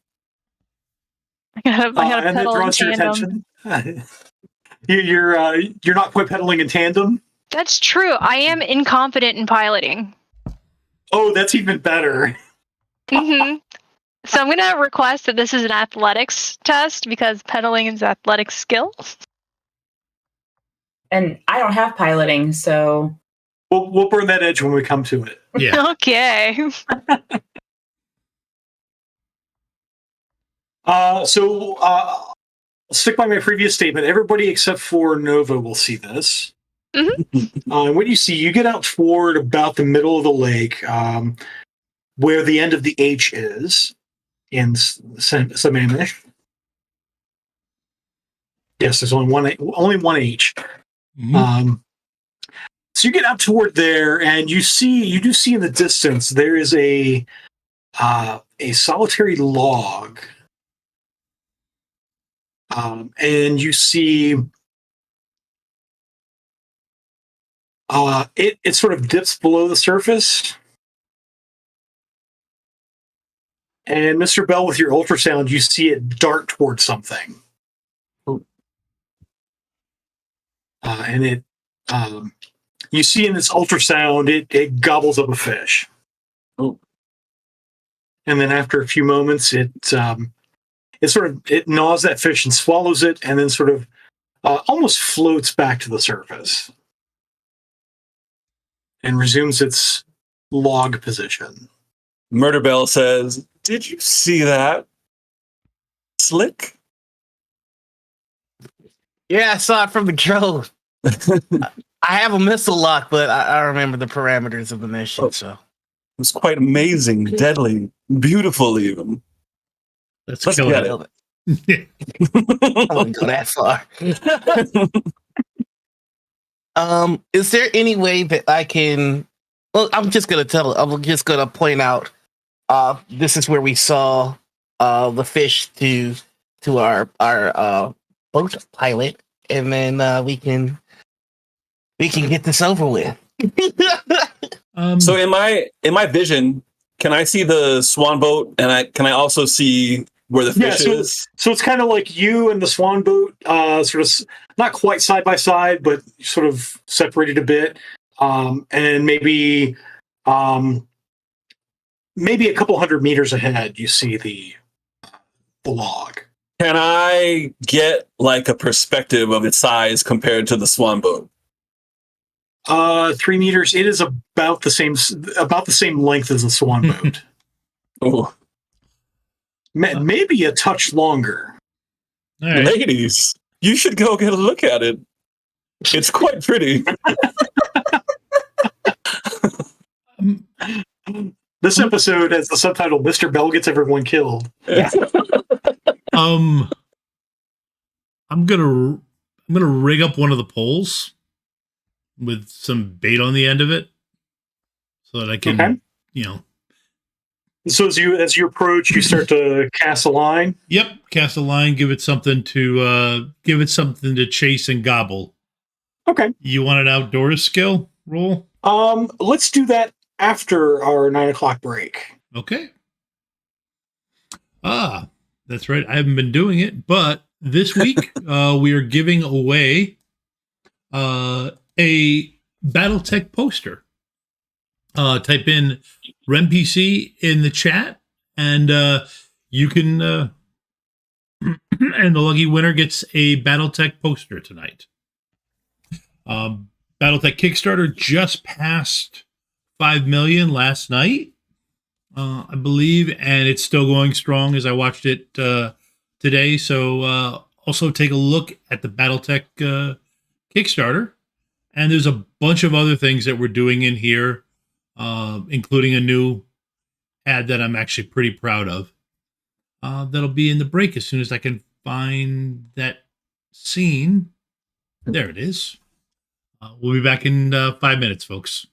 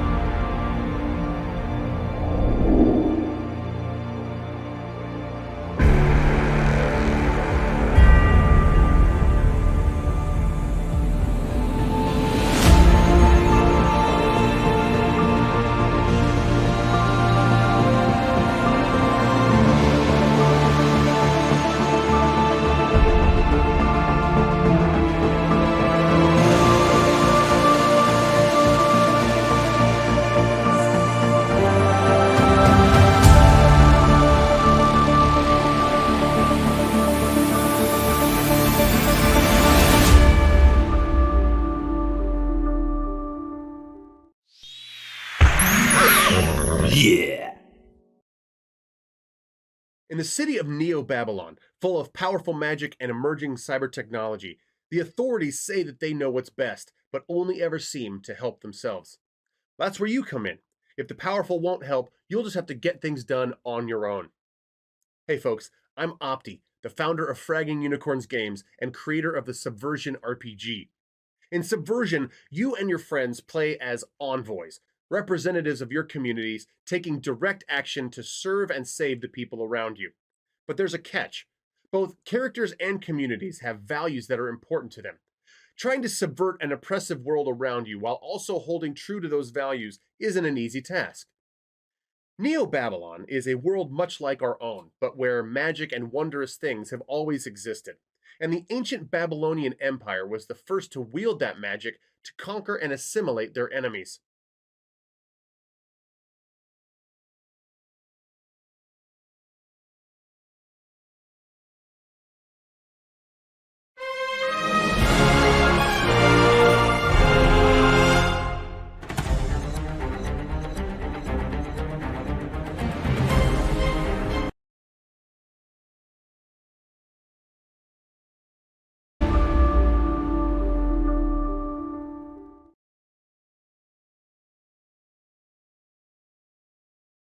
Can I just ask, what does a summoning tea kettle look like? Oh, a summoning tea kettle. It is made out of cast iron that has been painted ritually with symbols in blood, obviously, that are then coated and shellacked over so that they don't flake off, that way it can last for centuries.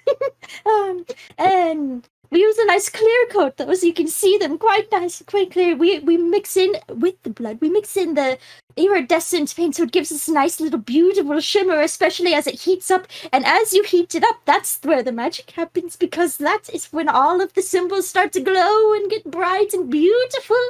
And as the tea kettle whistles, that is the summoning ritual complete. If you have an interest in using the summoning tea kettle, or taking part in any of the other worlds in our games, you don't have to have experience. Just join our Discord, and the GMs will work with you and help you find a game you enjoy. The link is in the chat. Ready to level up your cosplay game? Check out the Geek Forge on Etsy.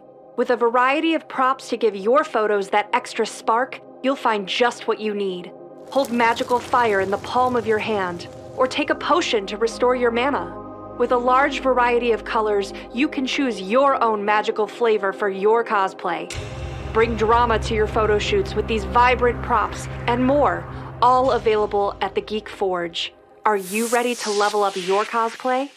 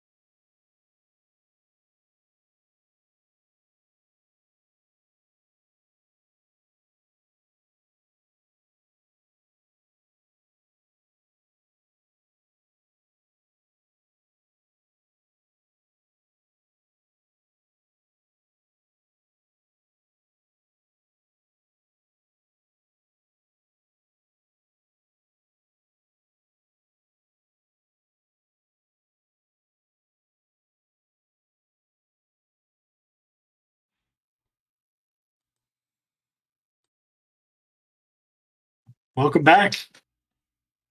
So I think we were about to have a fishing expedition. Or something. Or something. Yeah. So I'm going to ask for a skill that doesn't get used that often. Outdoors. Yep. I'm guessing that the environment urban specialization doesn't work for this. No. Okay, just wanted to make sure. Now would be a great time for people to give me some nerps. Is this like a unskilled? You can use it unskilled. It's intuition based. Yeah, intuition. Okay, that was which isn't bad for me. So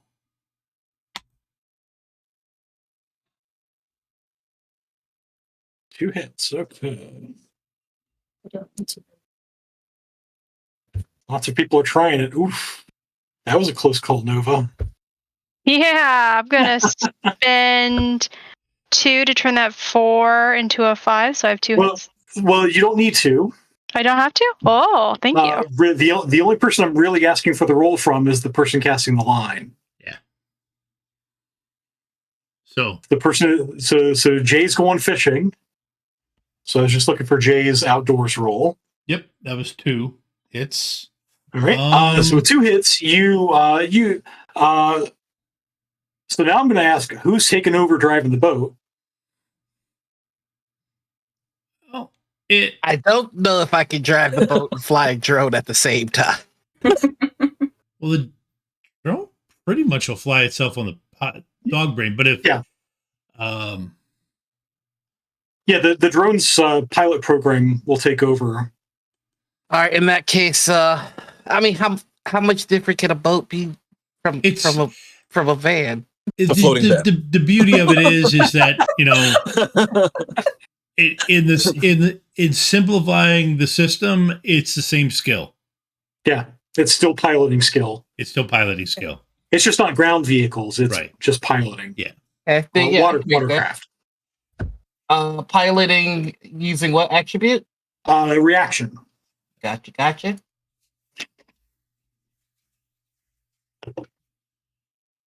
Yeah, you sail. I'm a mother flipping pirate. Okay. So you take over the boat while Jay gets ready to cast the line in. I'm assuming the swan sort of hangs back at a more pleasant viewing distance. We're mostly here for moral support. Okay. Maybe you can siren song it. I don't want to speak for Nova, but Violet is definitely here for moral support. Okay. You're not interested in reaching into the water and yanking the fish out? I got a 1 on my unskilled outdoorsman. I'm pretty sure that this is not her scene. And then I, having seen the size of it with my own eyes, I reach back behind my coat and I pull out an armor-piercing round and I put it in the barrel of my gun and I ratchet the bolt forward. Okay. And just watch. I ready my hand blade. Okay. Yeah, dive on it. Yes. And my spear was, as part of getting everything together, having the spear set out within arm's reach was part of that too. Okay. So you sort of so the yacht sort of pulls up alongside and passes enough for Jay to throw in a line. And with 2 hits on outdoors, you do get a bite. And I'm going to ask you to make... Let's see, what does lift carry? It's strength, willpower? Yep, but it's... Actually, it's going to be athletics. Okay, with strength? Athletics, you can roll strength on it, yeah. Okay. Oh, you know what? I didn't think of that. Okay, too late. I have archery. I could have actually gotten an arrow that would have been appropriate. Oh. But oh.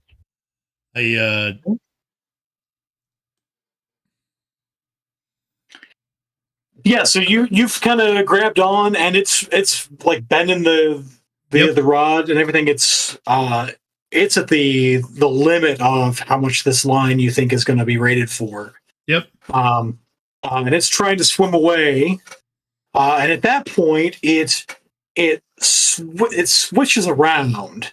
Yep. Instead of pulling the line, it lets the line slack and it jumps out of the water at you.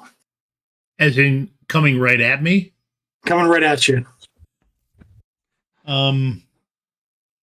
Okay. So I need a defense roll from you. Okay. What is your defense rating? I'm not sure. My body's 8, and I'm not sure what this what the waiter gear gives me. The waiter gear gives you, we'll say 1. Okay, so it makes it up to that. Although, actually, I think my defense rating. Actually, but you're already wearing other armor, right? Yeah, you're right. Okay, so yeah, it was defense rating is 15 straight off. 15. Okay. So there's no edge exchanged. So it's just a straight up to hit roll or defense roll. Yep. God, that's a terrible roll. 10 dice, 2 hits. Imagine rolling 14 and getting 1.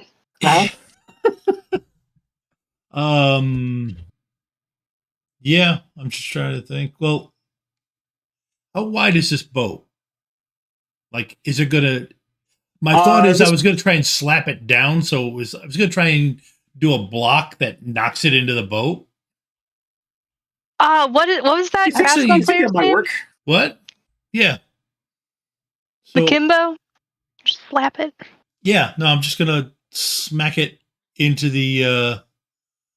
Okay, so defense roll plus my close combat, and I use. So that would be.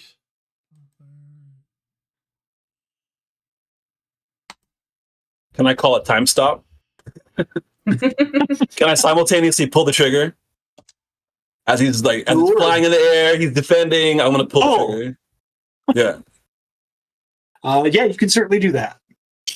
Better not miss. So, my rifle has a lot of different. So it is the third attack rating. But no. But what I mean is, I have my scope out. My stock unfolded. Bipod down. So that makes a different dice roll than what is showing there. So I don't think it makes a different dice roll. It makes a difference to your attack rating. Oh yeah, isn't it the amount of dice that I use? No. Oh, I thought that's what it was. Nope. It's a 20.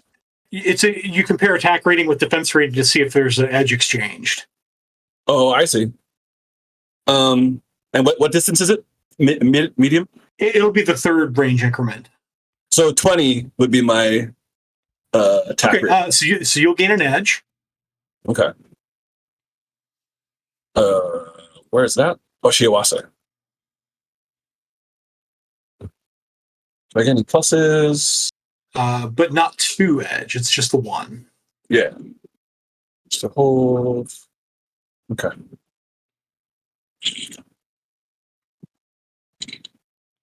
I'm gonna spend 4 to reroll my failures. Yep.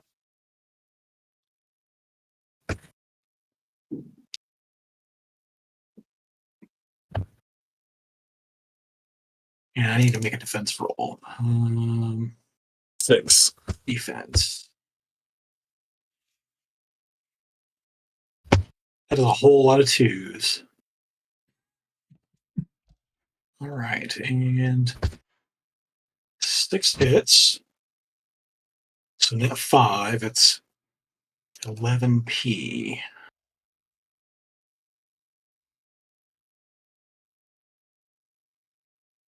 Oh, and then plus 20. It's 20. It's actually 22 because I get +2 for armor piercing, an armor piercing round.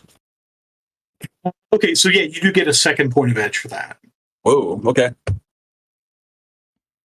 That's sweet. Its defense rating is only 13. First time using that.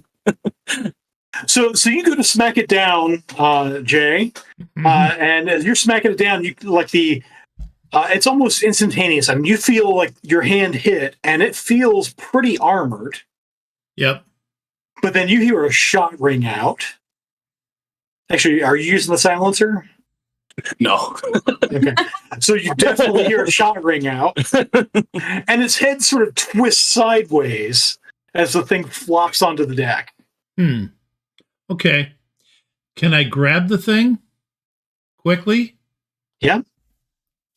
And just to make sure it's dead, how far away is Mr. Bell from me? I mean, this is a fairly small boat. You're probably, I think I assessed him at 5 meters ish.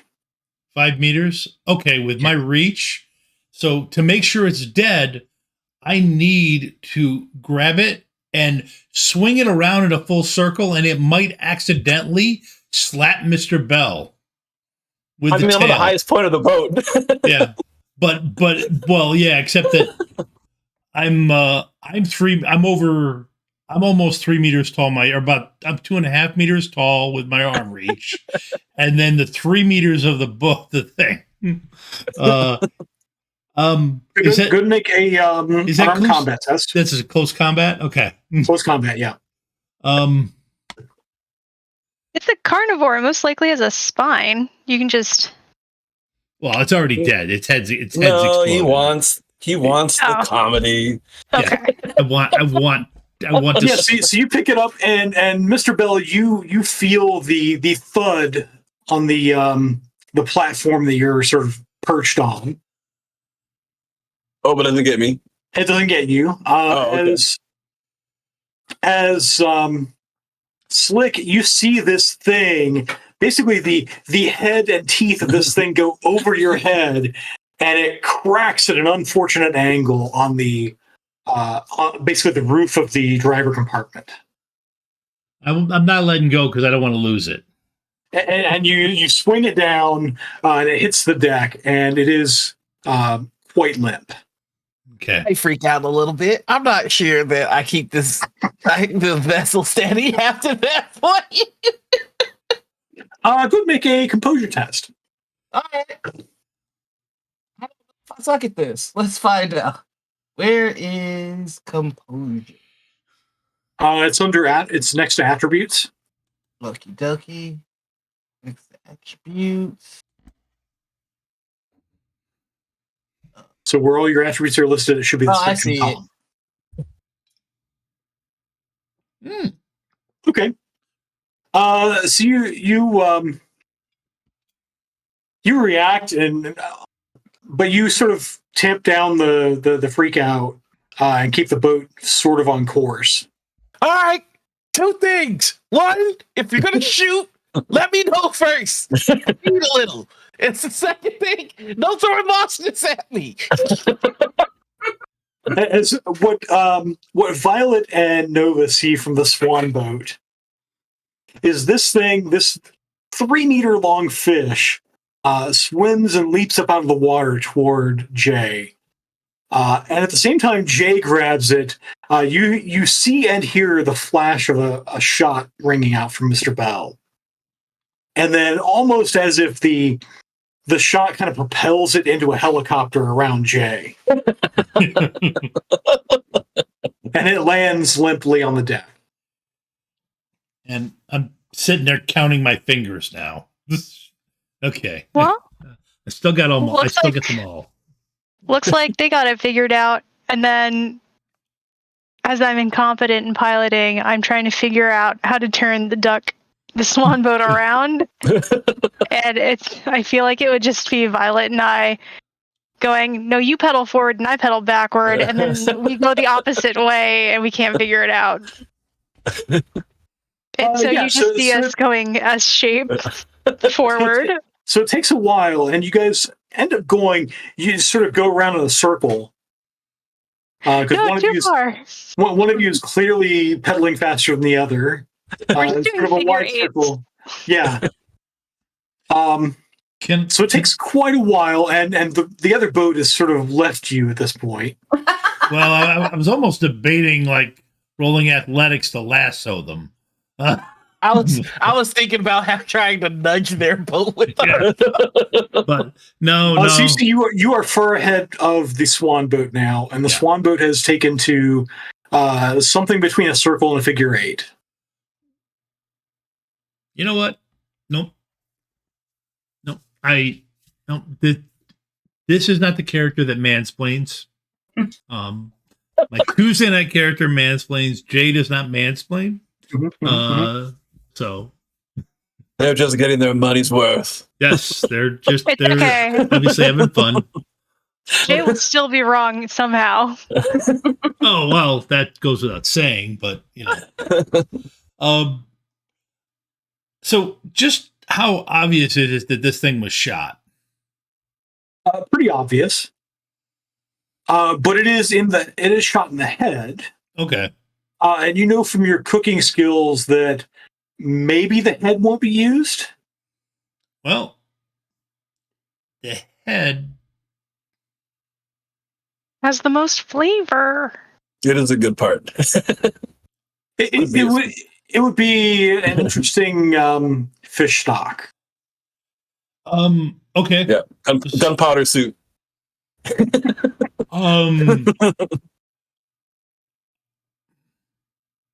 It's obvious. You know what? Oh yeah, it's a shot from a sniper rifle. It's obvious it was shot. It was there, but there's a distinct hole through there and everything. Oh yeah, entry and exit wounds. Okay. I smash it. I smash the head until it's really tellable. I guess if somebody really looks at it, yes, they'll be able to forensically do it, but it gets smashed and mushed.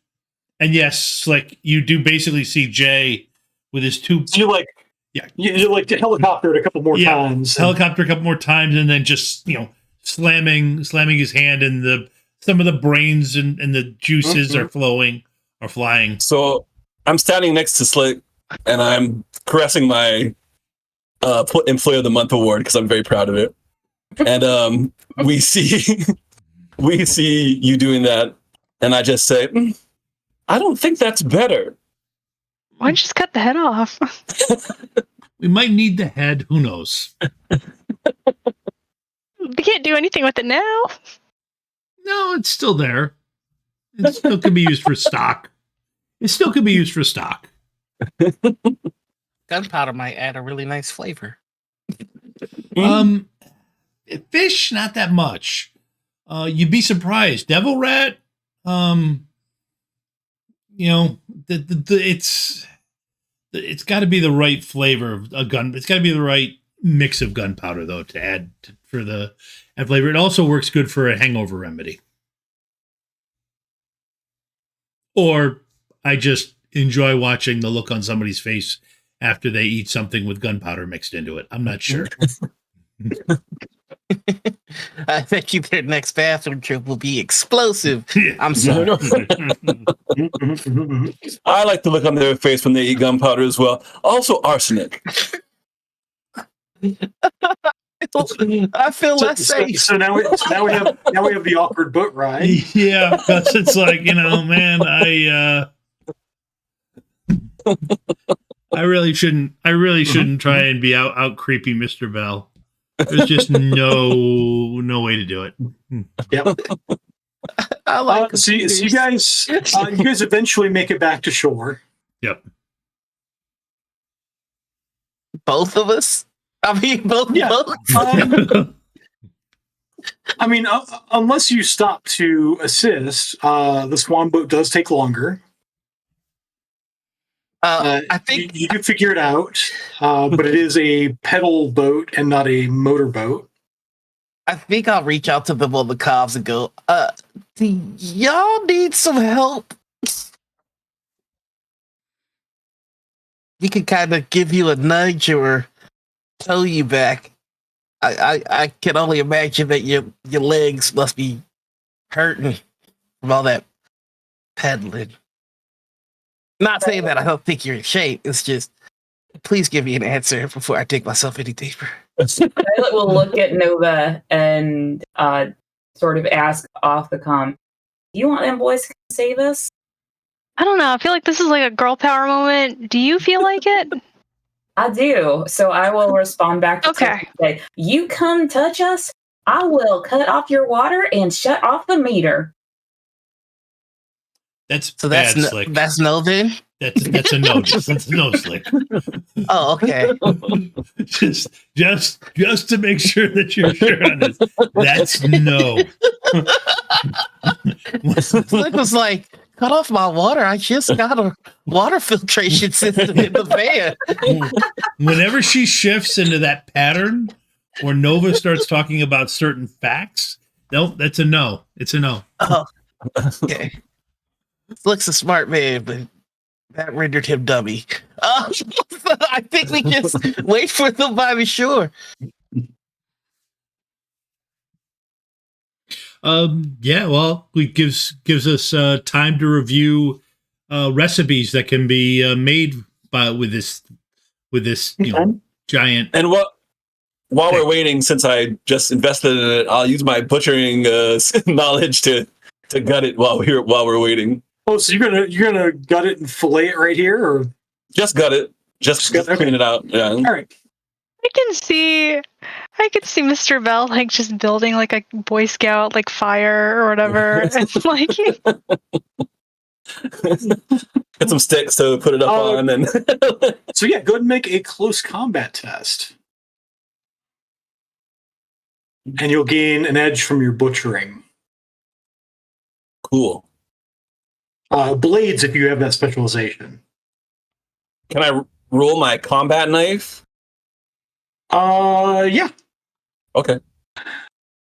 You gotta gut it with your magic combat knife. I would imagine that's all I've got. Yeah.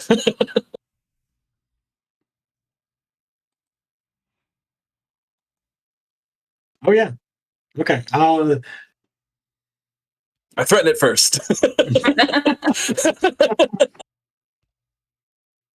I get a plus intimidation with my blade. It is not intimidated. It is, however, gutted. Nice. Did we know anything about its physiology from whatever? Like, are there any parts of it that are poison or anything like that? There are not. Oh, bummer. I throw it all in the lake. In the lake? Wow. Right. Yeah. Yep. Yeah. So it's just it's very heavily armored and it's very muscular even for a fish. And so by that time, the swan boat arrives back at shore.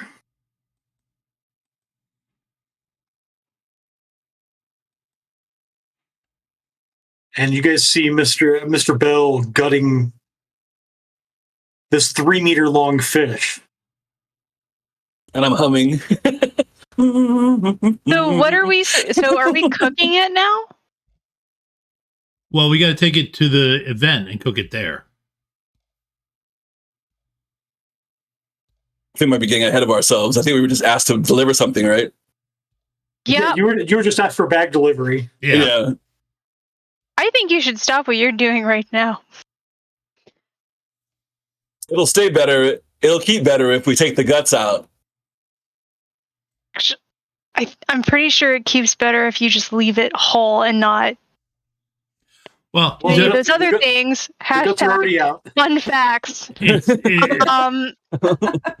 So. All right. We're at a dock. It's not like a house or anything like that, right? It's just a dock, right? It's a marina. So there's got to be ice around here somewhere. Oh yeah, there's an ice machine. Yeah. We get some ice. To pack it and preserve it. Yeah. Well, I got the tarp down in the back because there's no cooler. There's no cooler that's going to hold it. Nope. So I put a tarp down in the back of my van because I know as much fun as would be to watch the look on Slick's face when we toss that fish into the back of his van. Okay, that's all right. Yep. That's the look right there. That was a look. Whoa. Wait. Yeah. So I put down the plastic. Okay. Unfortunately, So you put in the plastic in your van. In my van, and we toss it and just toss some ice with it. And you buy a couple bags of ice. Yep. It's that pre-bagged stuff that it's like a couple new in a bag. So you pour a couple bags of ice on it. Yep. And sort of prop up the edges of the tarp so it doesn't melt too much over your van. Right. Yep. And then you head off to return the boat. The swan boat. The swan boat. Yeah. Mm-hmm. Okay. Oh yeah, I quickly raid the closet of the boat that we took, and also any cool trinkets that I see that I think are neat. Yeah. Oh wow! He wears like a captain's hat now. Yeah. Yeah. If there was a captain's hat in there, that's never coming off. Yeah. Me and Mr. Bell are up top, like cleaning it, eliminating any trace of us, and he comes out like wearing bling. I got my captain's uniform. Suddenly he's in like an all white suit. Yeah, it's the all white sort of deck suit. So it's like fancy shirt and shorts with flip flops, and there is the captain's hat. Yeah, there is. There's not a whole lot of bling that you find, but we'll say you do find a fancy watch. Oh, fancy wristwatch. I mean, I was looking for trinkets and baubles like a Rubik's Cube, but this is even better.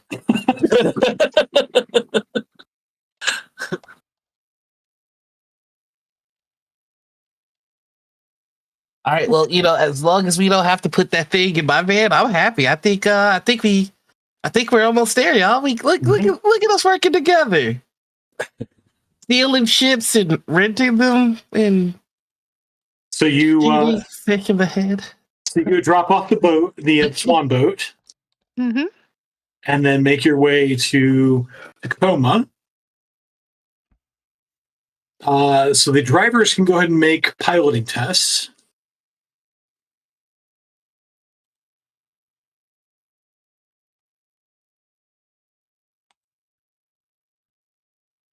Oh, well, they. I'm riding with Slick. Suddenly, I'm very popular. To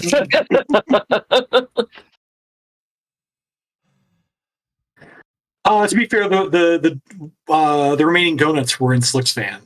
Yes. That's honestly what put us over the edge. My double Rito. Okay, so it is still a success.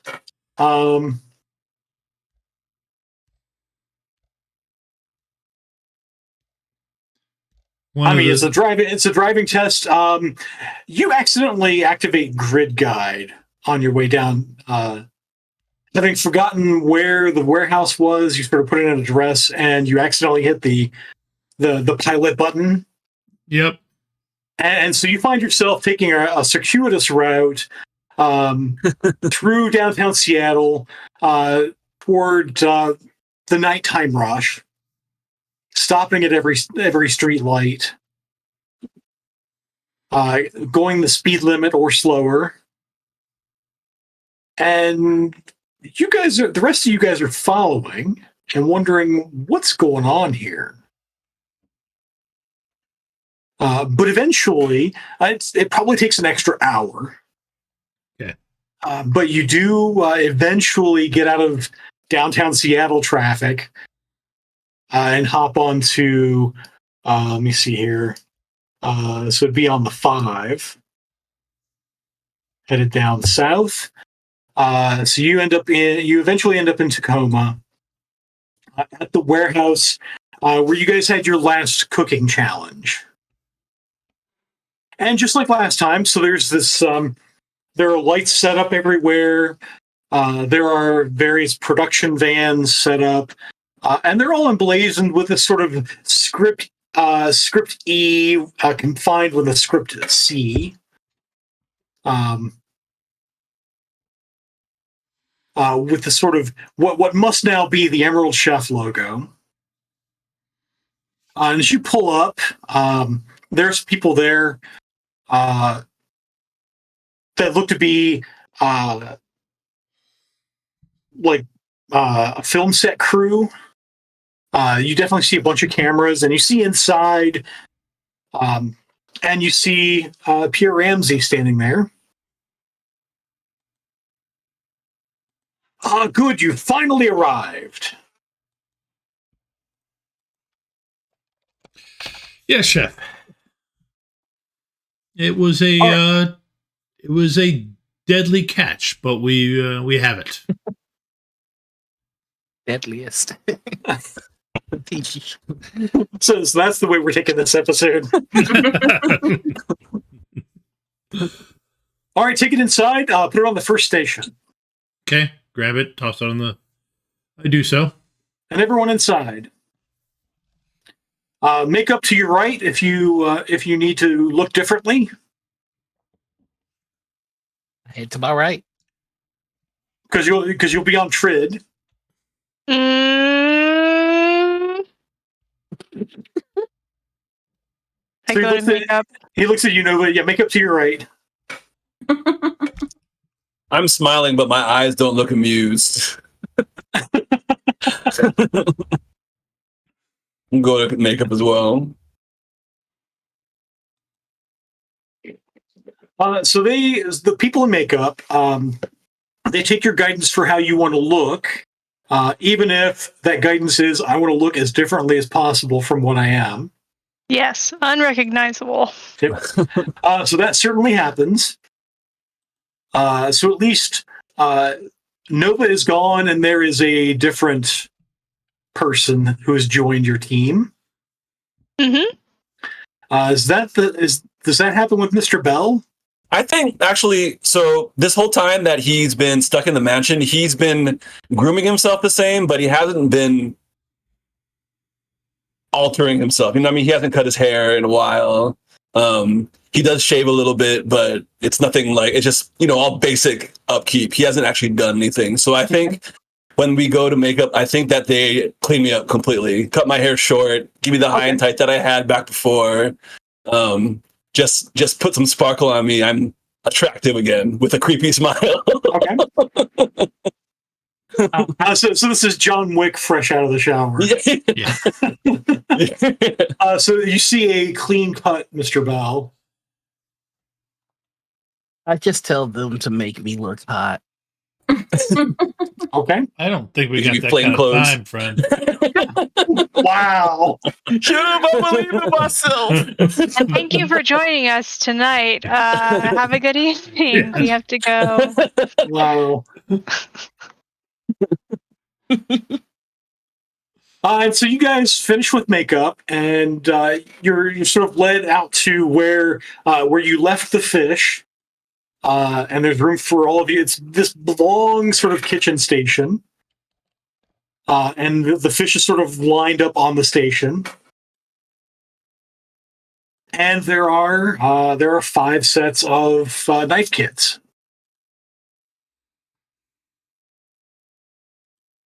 There's a gleam in my eye. and the first half of the payment hits your comms, and you see Chef Pierre Ramsey standing there. The lean meat of the Devil Jack Diamond lends itself toward many preparations, but first it must be broken down and filleted into perfect 300-gram portions. The one of you who brings me the greatest number of perfect 300-gram fillets to my standards will gain an advantage in the next challenge. Your 20 minutes begins now.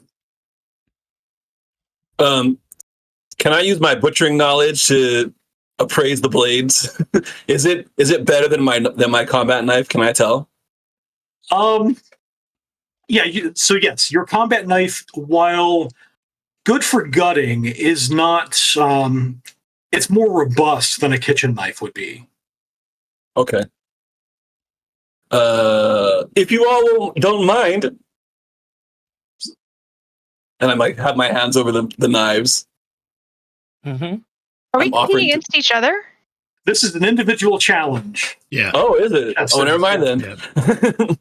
So The one of you to cut to bring me the greatest number of 300-gram fillets. Okay, it's time to get to work. I would like to start sabotaging Rolling everybody's blades. equipment immediately. That changes everything. yeah. Is it just a blade roll? It is a close combat blades roll. Yep.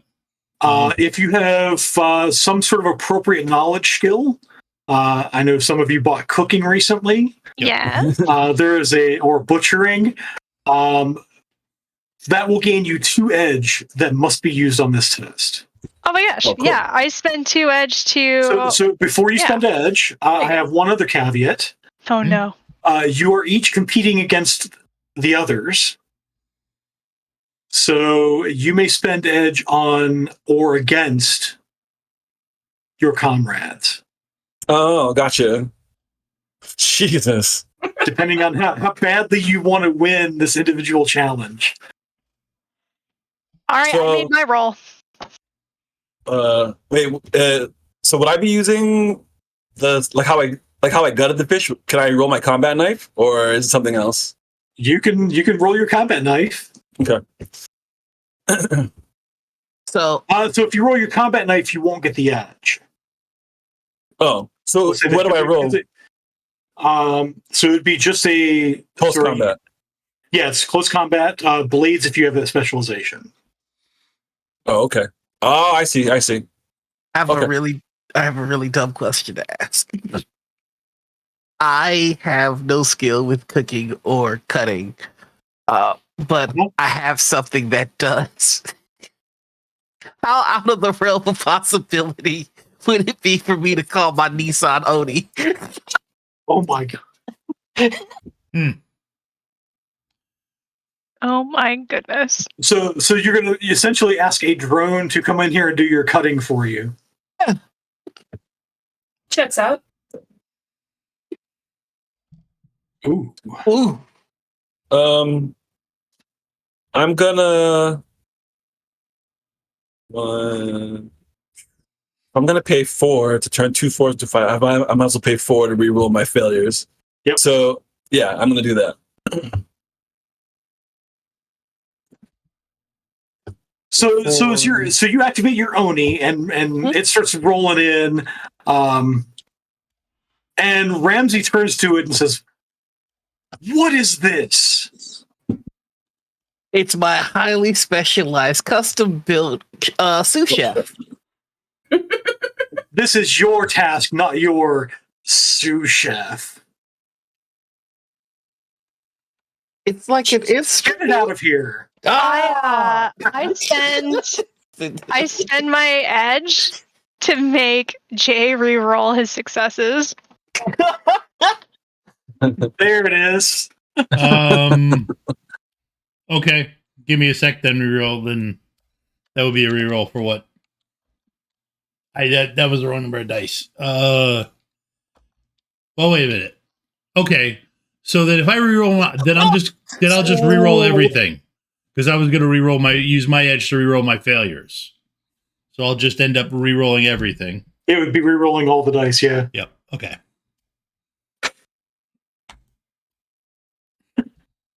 Wow. What the hell? I can be satisfied with this. Maybe it's not Roll20. Maybe Tom has some sort of Are you pulling the strings back there? but the story of the night is the critical glitch. Oh yeah, it's true. Yeah. We don't need to look at that. Yeah. Oh, you rolled a dice pool of 3 with knives? I mean, Ooh, slick. You're gonna get mechanical fingers out of this. Slow down. yeah. Yeah. After his plan building's just like, okay, I can do this. Yeah. Slick hands in 300 grams of his own fingers. So the first fillet you try to cut, you slice your finger, and Chef is on top of that. It's like, back away from the board, medic. And so medic comes in, starts tying you off and bandaging you, and Chef says, "Well, maybe you do need the drone." That's what I was trying to say. You were a much better chef last time you were here. Maybe that was the team challenge in you. We all have our part to play, Chef. I design things to do the prep. I do the cooking. So I can... All right, bring it in, and let's see how it does for you. No passing out or anything. I'm only slightly woozy, sir.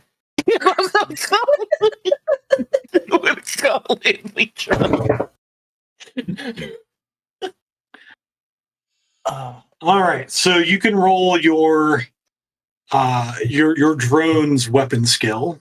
Okie dokie. I really hope this works.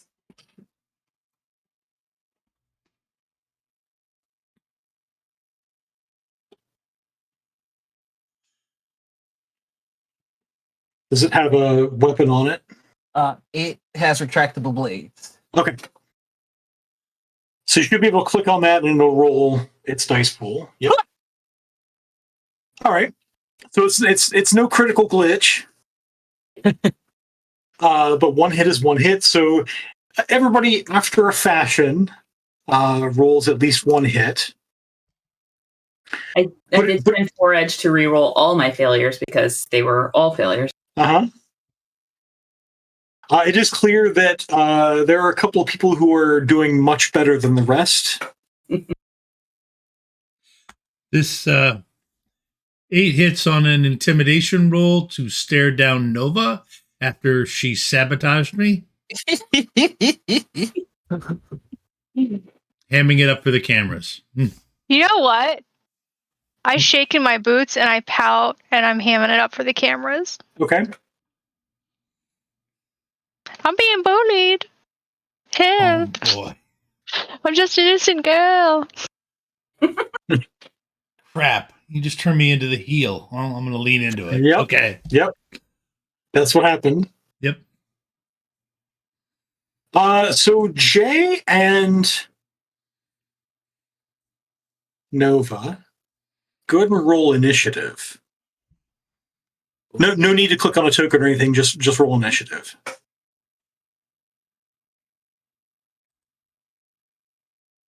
Whoa. What the heck? I've done a lot of body modifications to get here, people. Yeah. So you're staring at Nova, Jay, and the next thing you hear is Chef saying, 30 seconds to go.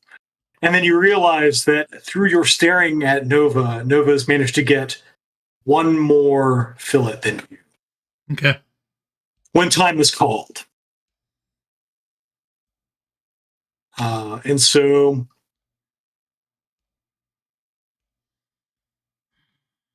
as the review of the fillets goes, for some are thrown out. You had to sort of move down Slick to a non-bloodied portion of the fish. I'll be okay. But you do get some fillets on the plate. And our winner here, Nova. There's a Sailor Scout pose where they just stand with one hand on the hip, 1 foot forward, and a peace sign.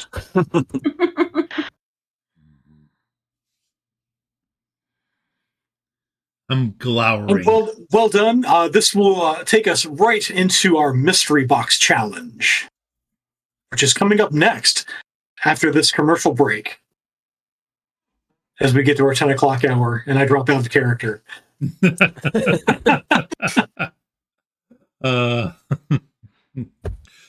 All right, well, we'll be back in 10 minutes.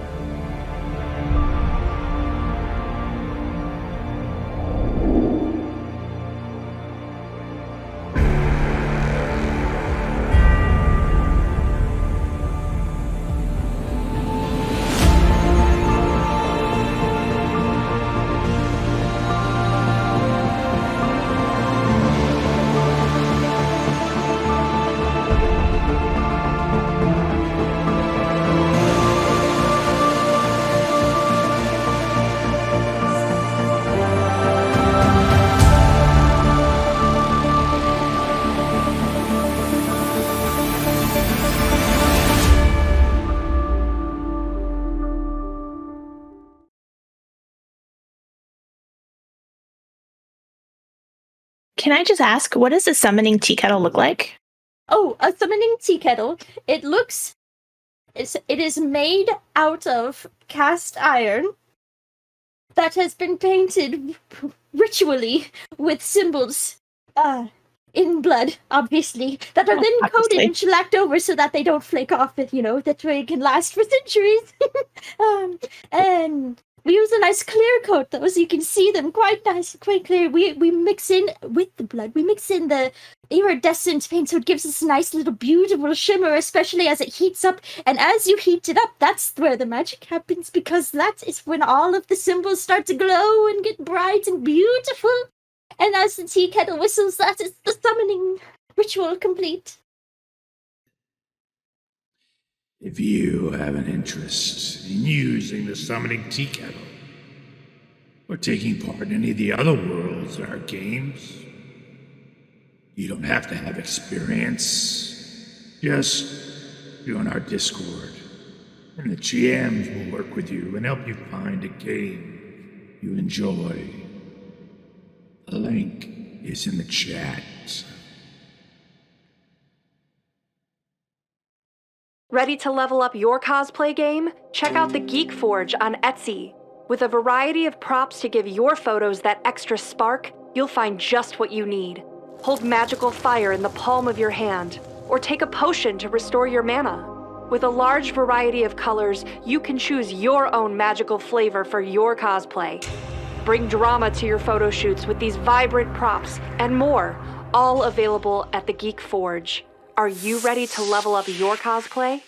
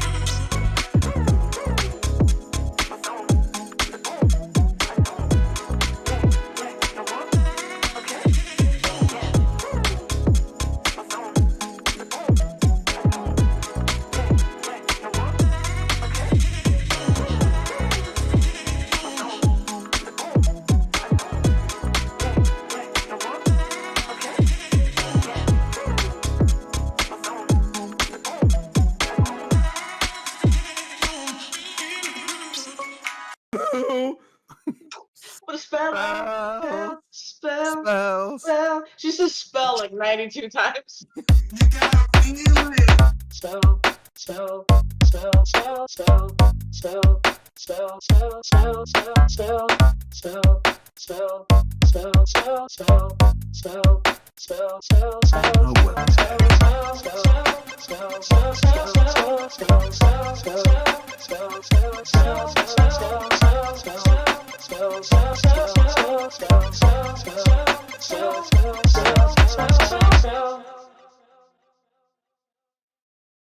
You get to play with us now, which is so exciting. So with channel points, bits, and subscribes, you can give rewards to the player of your choice.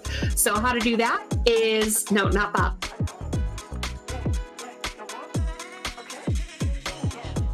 Channel points, I believe it is 500 points, gets you NERPs, which is +3 to any dice roll to the player of your choice. For 1,000 channel points, you can do a point of edge to any player. And for 2,500 channel points, you can do 4 edge to the player of your choice. Now for bits, for 100 bits, that's $1. You can do the NERPs. For 200 bits, that's $2. You can do the point of edge. Or for 500 bits, that's $5. Get 4 edge to give to the player of your choice. And finally, again, the subs, if you subscribe, you can give 4 edge to any player.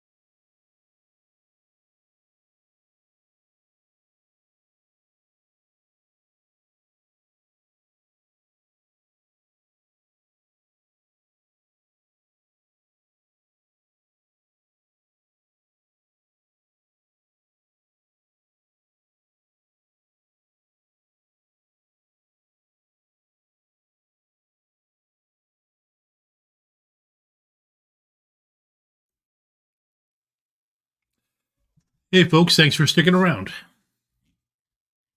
Welcome back to Emerald Chef. Our next challenge is the mystery box. So before the break, we had our runners slice apart the fish that they caught, the Devil Jack Diamond, with varying levels of success and varying levels of honesty. Maybe a little bit of cheater. Oh. There. And as I think as a GM, always bet on the players spending edge against each other. I don't often give that opportunity, but always bet on it. So you're sort of ushered around as there's a break. There's like the whole thing, like the set is reset. So you have all these stations. And each station, it's like one of these long benches that you were cutting the fish on, but there are 5 of them sort of back to back, and you have your knife sets and all of your gear on each of the benches. In this challenge, Chef goes on, you must combine one of your portions of that lean Devil Jack Diamond with the contents of your mystery box to create one stunning dish. As you can see, and he points to the table in front of him that has 5 boxes. So as you can see, there are 5 mystery boxes, all containing a different collection of ingredients. As the prize for winning the individual challenge, the winner, and he gestures toward Nova, will get to look at each box in turn and assign it either to themselves or to a competitor. Once each of you has your ingredients, you will have 60 minutes to complete your stunning dish. He gestures to you again, Nova. Come forward and select the first box. Okay. And they're numbered 1 through 5. I go and look at one. Okay. Do you want to whisper to me what's in it? Well, no, you're just going to lift the box up and see what's in it. And then you're going to assign it. For the camera. Yeah, for the camera. Yeah, you're going to get the... For dramatic effect, you lift it up. And this is... and there's a little placard underneath that says green bowls. Takes like 4 minutes for it to like actually happen. Yeah, so when this airs, it'll be like different camera angles. Commercial break. And the box lifts, and the placard says green bowls. And there are 2 bowls there. One looks like a raw grain. The other looks like a cooked grain. Do you have any cooking knowledge? I've got food knowledge. Oh, you've got your food knowledge. So you do, go ahead and make a memory test. Oh, God.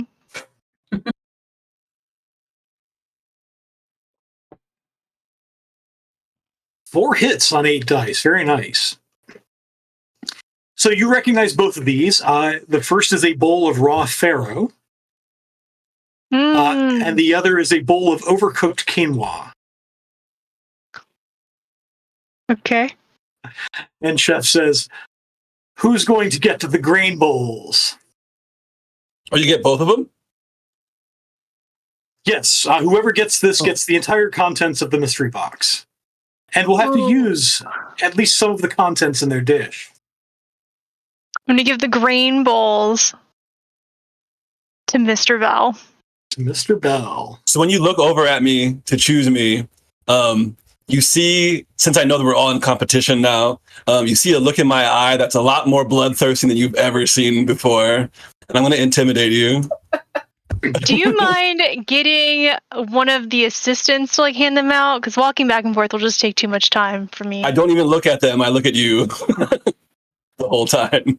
Yeah, so in fact, a bloodthirsty look in my eyes. And in fact, one of the crew comes out, grabs the dish, and takes it back to Mr. Bell's station. Meanwhile, Mr. Bell is no, so you just roll an intimidation test. Yep. It's going to be a 3. Oh, it's even worse than that. Whatever. It's fine. I'll just take it. I already spent edge. Thanks, Mr. 20. I'm not scared. The TV lights are in my eyes. Could make a composure test.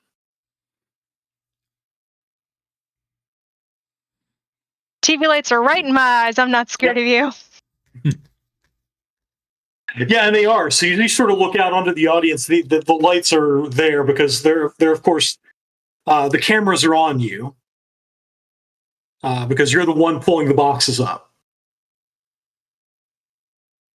And so the crew, the crew member who's bringing the plate back to you, the platter back to you, Mr. Bell, does look a little shaken. But you get the sense that this person is more afraid of Chef than of you. You're not sure what's going on. But they said it's a platter with 2 bowls on it.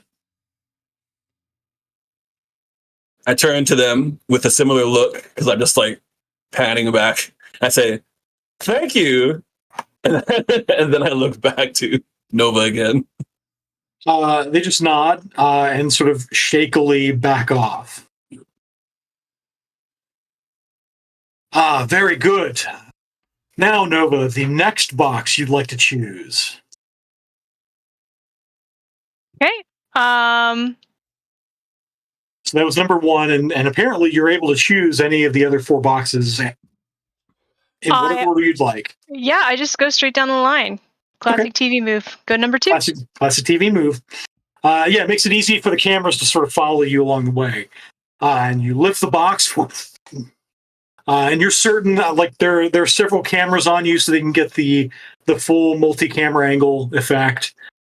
And this one, the placard says "all soy." And so on this platter, you see one of those big tubes of soy paste that you're also all too familiar with because they go in the food dispenser in your apartment. Mm-hmm. Unflavored soy paste. There's a bowl of cubed tofu. There's a bowl of raw soybeans. And there are 2 cups, clearly from soy books, but they've been Greeked. Mm-hmm. That appear to be soy calf. And as you sort of get close, they are cold soy calf. Okay. Now, who gets the all soy box? Do I stick with what I know? Can I look at the rest of the boxes? You must assign this one before you look at the next one. I'll take it. It's fine. Ooh. Brave move. Please don't say that, sir. I go to number 3. You go to number 3, and you lift the box up. And this placard says, "Brought to you by Taco Temple." Son of a god! And there are all sorts of like tacos and all the stuff. Basically, a good sampling of the Taco Temple menu. I give it to Slick. I was just gonna say, Slick is giving you puppy dog eyes now.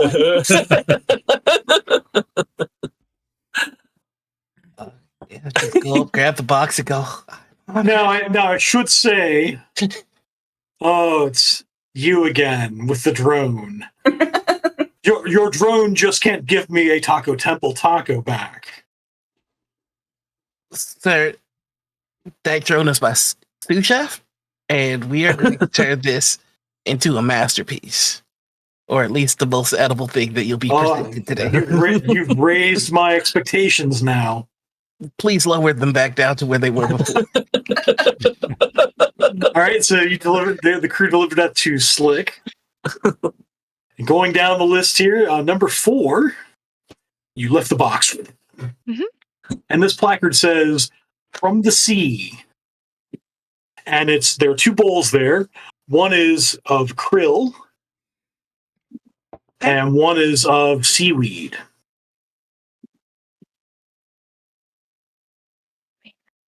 Which of the 2 remaining contestants will get this box? Humans eat krill? Yes. I'm In the Shadowrun world, yes. I'm gonna give it to Violet. Violet? Oh, you're gonna hate me for this one then. Oh, I know.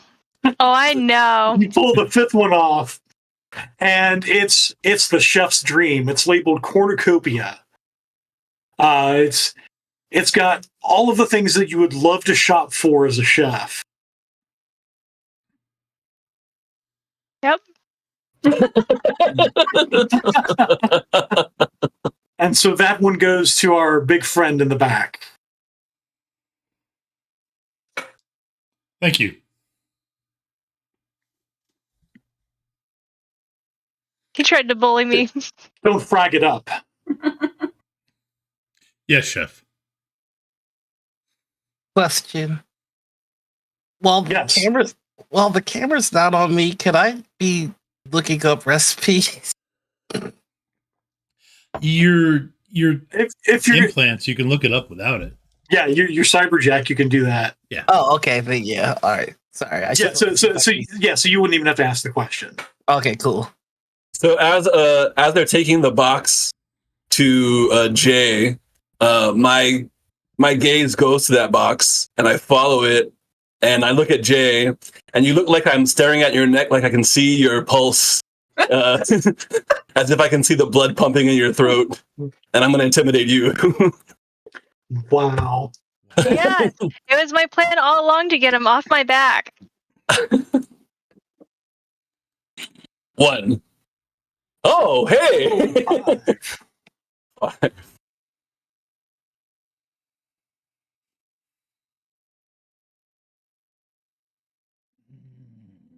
So it's either intimidation right back or a composure test. Oh, it's intimidation right back.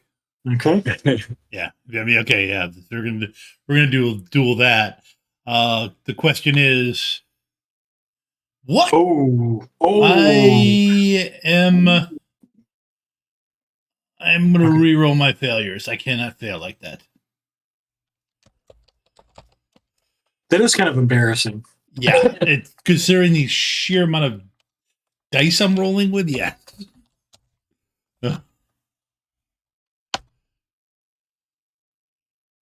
Oh. What the heck? That's more like So a 4 hits glitch. and Mr. Bell looks scarier than you've ever seen him. You can see my chest rise and fall as I breathe.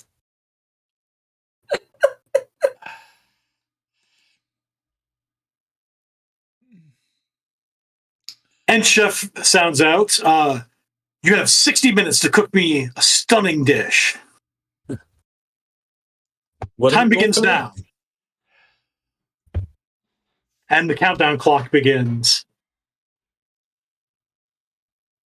So I would like to pull up those recipes now.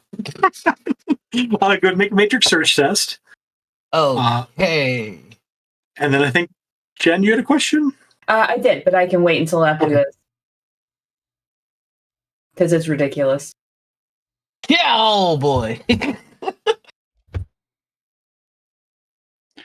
Okay, so Slick, just like last time, because you kept these, you kept copies of these after the last show you were on. You have the old standbys, the Pierre Ramsey cookbooks. Yeah, that's the way to go. So I want to pull out whatever recipe works with this stuff, and I'll pass turn, but I do intend to sabotage everybody's ovens and whatnot. Okay. I gave you what you wanted. Don't touch me. Come close to me. No, that's even worse. Just out of curiosity, how far are the stations apart from each other? They're about 3 meters apart. 3 meters apart? Yeah. Okay. Slick. I have a pretty good memory about last time. Uh-huh. Yeah, what's up? How's it going? Yeah, no, I remember. I don't think you should do that again. No, should do what? I don't know what you're talking about. I'm just working with these you do. Yeah, you do. It's been on my it's been on my mind. I might need to call in another sous chef. So the box that I got was all plants. So there's a bowl of krill and a bowl of seaweed. Yeah. Okay. Seafood. Well, and the reason I asked is because I do have Spirit Bane of plant spirits. So fortunately, these are not plant spirits, and these seaweed are already dead. That was where I was going with it. Was the food dead seaweed or not? I told you it was ridiculous. Do we have access to like basics ingredients? Yeah. So there's a pantry you see off to the side. That's basic ingredients. Cool. But you must use one of the fillets you cut earlier and the mystery box. Okay. And then anybody with cooking or food knowledge can roll a memory test. All Nova, right? Oh yeah, Jay has some. Yeah. Yeah. I also had made a point to like look up while we were waiting for the swan to come back. Made a point to look up stuff that went well with this we'll specifically look up specifically look up recipes that worked with this fish. And I'd like to spend 2 edge that I have to roll that 4 into a 5. There's no need to do that. Oh, just kidding. Okay. Because you rolled 5 hits. Okay. Yeah, so Nova and Jay both know from various cooking shows that 60 minutes is way too long for a fish dish. And that means you probably want to wait a while before you actually put the fish on. Slick, you're looking through. There are a couple of recipes, and one you've kind of decided on, but all the recipes you look through that are fish dishes are way shorter than 60 minutes cooking time. Interesting. Yeah, I'm just gonna focus on my dish, and it's very clear I can't use the same tactics as I did before. I've got a very big man threatening to do very terrible things to my very frail body.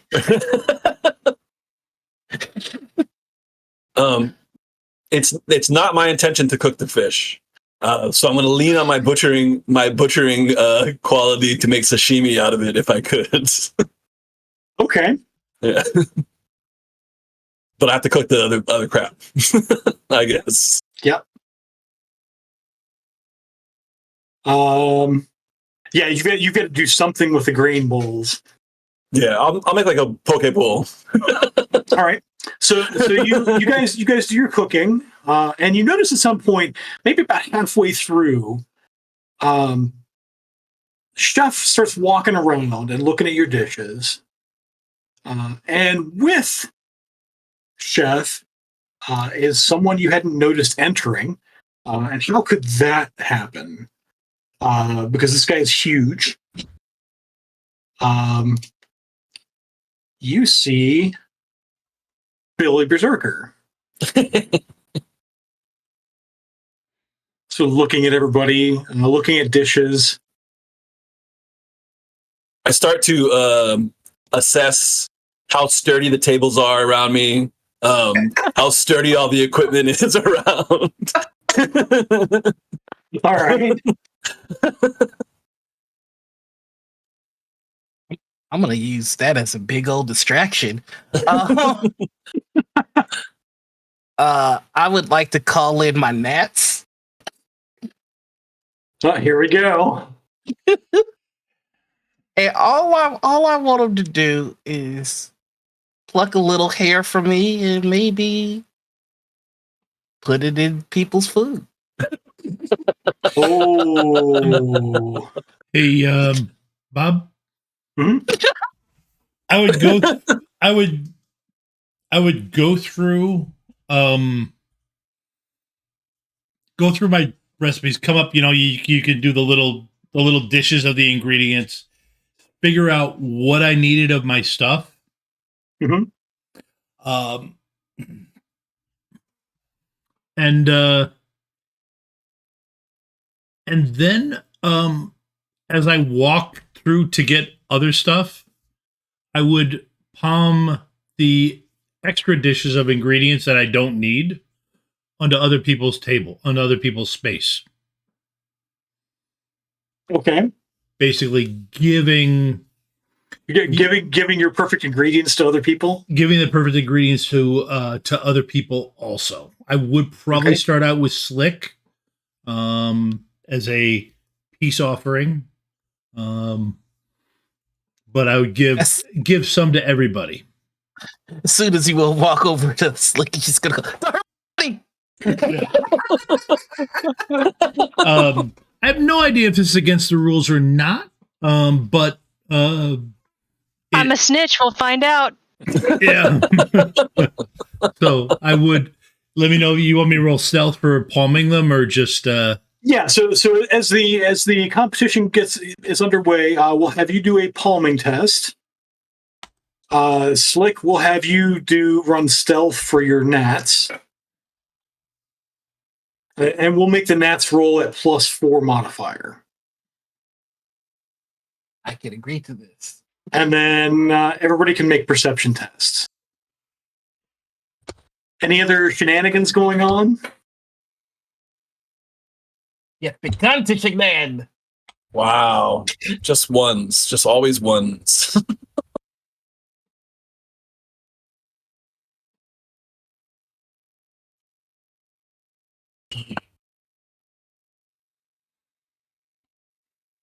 Mm-hmm. Yeah. You're killing me here, Nats. Okay. Oh, you know what? I've got all this edge. No.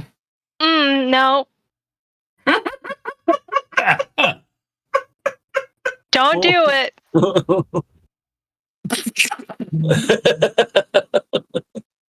I'm gonna use 2 points of edge.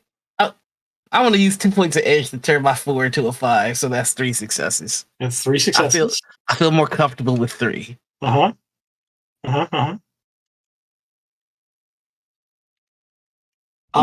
let's see. Yeah, I'll do I have any?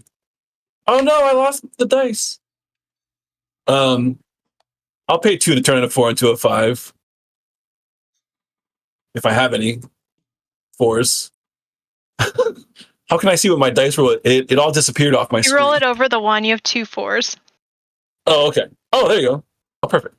Yeah. Or 3 4s, you have 3 4s. I'll pay 2 to turn 1 into a 5. Mm-hmm. I can't go out with 2 with just one hit. All right, so let's see. So 3 hits. And so all the shenanigans were 3 hits. So anybody with 4 hits or more.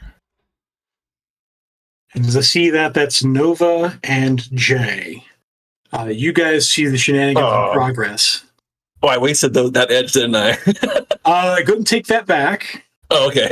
Thanks. You're merciful. Because I've been giving that opportunity all night, I think. Yeah, he's been very kind. I've been kind with not wasting edge. Okay. So I spot the gnat that's trying to drop food on drop hair. Drop a hair on your plate. Well, geez, I wonder who did this as I grab the gnat. Yeah, I too would like to Mr. Miyagi this gnat. Yeah. Yep. And then I yell, Slink! Can I attempt an evasion? Yeah, so you can make a it'll be twice piloting. Oh, okay. And you guys can roll some sort of close combat roll. Okay. Whether you're grabbing or slicing. Oh, blades.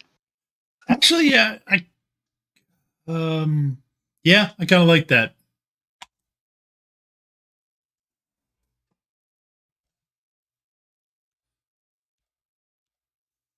So Slick, you have lost 2 of your gnats.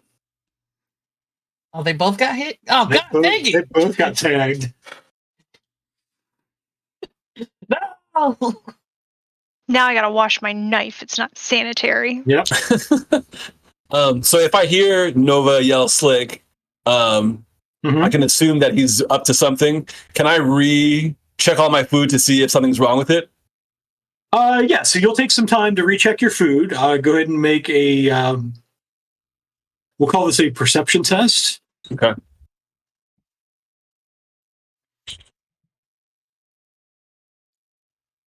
You'll gain an edge for your customer service ability. Customer service. That's right. Knowledge skill. Nice. But with 1 hit, you're still not seeing anything. Yeah. Everything's fine. All right. Might have to go to reliable. But I will 10 minutes left. I will look at Slick though, because now I know he's up to shit. So, sorry, it's up to stuff. Sorry, Gen Con. That's my 2nd or 3rd one for the entire season. Yeah, it's They better their best to get used to it. Chris is joining the next cast. Oh, I know. I told Chris that we have to rock paper scissors for for who gets to use them. so I'm looking at you, Slick, and you feel like I'm staring like right through you. You can see the tiny little yellow lights in my eyes. My eyes glow like a tinge of yellow, and I'm just shaking my head no to you and staring at you, and I'll intimidate you. I don't even think you need the roll. I'm very afraid of everything. He's very afraid right now. Well, I'm not rolling well, so I suppose that's a composure check. Yeah. All right, I'm still probably gonna fail, but like just for yucks, let's see what we got here. See? Oh. I'm not afraid of you. I just lost 2 gnats. You know how much that cost me. You just refocused on the gnats being gone, and you're committed to this bit now. Meanwhile, Violet's over there singing to her food because Justin doesn't cook. So she's hoping that this will help. It does in real life.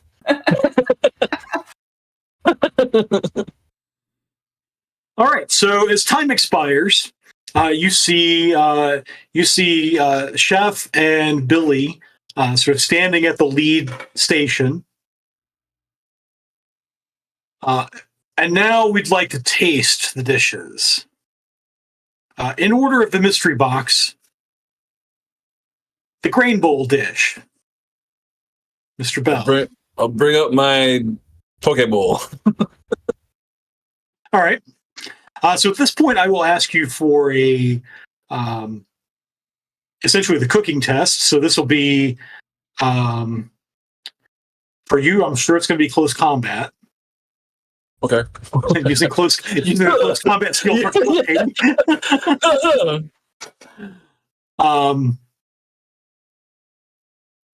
Yeah, so the skills, in fact, I have in mind for the cooking test are close combat blades, biotech, or con performance. Oh, Violet's about to wipe us out of the water. Should have sang to our dishes. 4 hits. 4 hits. Well done, well done. Except the fish is a little dry, but not too bad. But not cooked. That's what he says. Who's that, Billy? Oh no, that's what Chef says. Oh. Can I like? And Billy takes a bite, and then Chef holds up a hair. Well, do you want to reconsider this dish? No, that was a gift from someone. I wanted to share it with you. Sweeps the plate off of the station onto the floor. Can I tell if the chef is a fraud after that comment? Is there something that I can do to roll to see if I can like? You can you can make a judge intentions test. You can intimidate his way to first place. Is that like a skill? It's next to attributes. Oh, there I see it. I'm getting the full Emerald Glitch. The full glitch. the full Thursday night experience. Yeah. No. It seems kind of odd that he would call a poke dish overcooked. Mm-hmm. But he doesn't respond when you're about to call him on it, and it's clear he's going to double down. But you don't sense anything overtly fake about him. Okay. So I about face and I walk back to my station, and as I do, I just stare at Slick and I do this.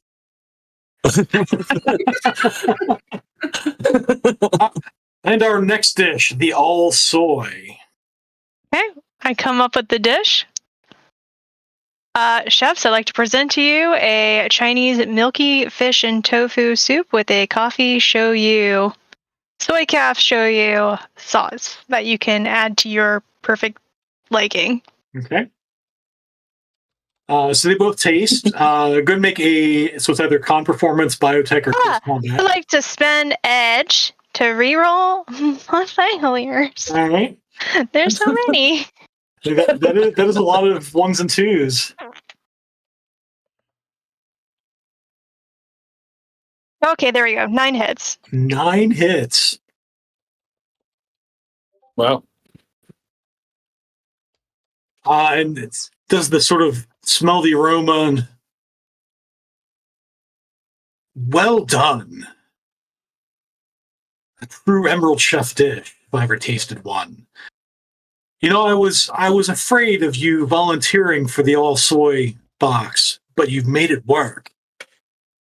Well, sir, as just a normal person, you should just stick to what you know, and that's soy. His smile sort of curls into a strange, sort of frown grin sort of thing. Yes. You may return to your station now. And he goes to hand you back your dish, but Billy has taken it as eating it. Oh yeah, this is good. This is good. You got any more back there? Yes. Now hold on, Billy. You need to pace yourself. We've got 3 more dishes to sample. All right. I'll be back there in a minute. It could be gone, but okay. And I go. And next, our Taco Temple offering. Yeah, I wanted to ask you real quick if I might have time to shenanigan. Oh, some more shenanigans. Depends on what shenanigan you're running. It's a major one, so I'm expecting to know. But I at this point, you got to pull out all the stops. All right. Would it be possible for me to cut the power? Rude. Listen, I know I'm not gonna win. I just need to get out of here before I get killed. Yeah. So you should cut the power. It's a good idea. Yeah. So while it's too late for you. So while the first 2 dishes have gone up, go ahead and make a hacking test. I want to know who wins. And I'll let you know, or I'll let you choose whether you want this to be a probe or a. I'm sorry, I just did hacking. Yeah, that's fine. It's the same roll either way. Okay. Actually, you do this on the fly, so it's a brute force. Okay. Yeah. All right. So it's still that. Mm-hmm. Ooh. How many edge is it to make Slick reroll 4. his successes? 4? I have 4. It's 4 to make him reroll all of them. I have 4, and that's it. I'm doing it. All right. That's all my edge. Reroll your 4 dice. 2 Nova. I want to win. I want to live. No. So it would have been just to reroll the 4 dice that you succeeded on, but that roll's bad enough. I would like to use my remaining 4 edge to reroll. Okay. So you're gonna reroll. So go ahead and reroll the skill roll, and I'll take the last die off. There we go. Oh, 8 hits. I come back stronger. I come back stronger. So as soon as Chef says, and now for the Taco Temple offering, the lights go. As soon as the lights cut, you hear next to your ear, "Was that you?" You gonna have to scare me with me. I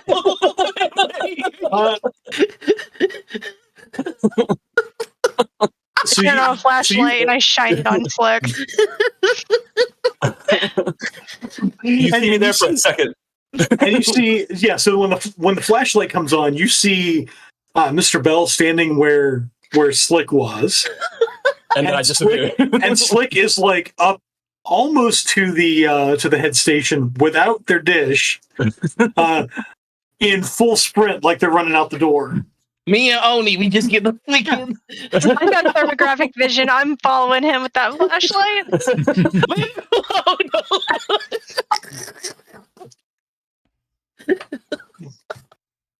So sorry. And at that point, some more flashlights come on, and Chef says, but that's what happens when I hire Shadowrunners.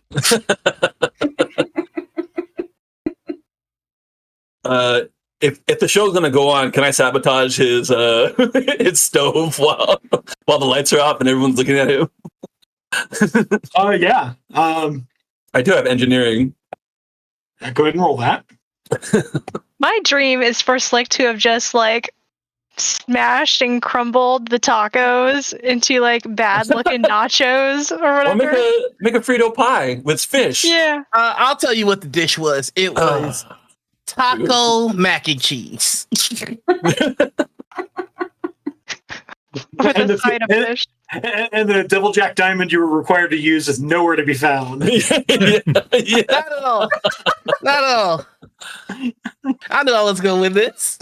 So you're sabotaging whose oven? Slick's. Okay. So at this point, you do smell some gas coming from that area. And Chef says, "Well, since we're forget about it. Our winner," and he sort of reaches under the counter and pulls up this sort of this green glass trophy. It says, "All soy," and he puts it on the counter and walks away. They'll never air the episode, though. Nobody will ever know. Nobody will ever know. And in true Shadowrun fashion, we have a completely unusable episode. I golf clap.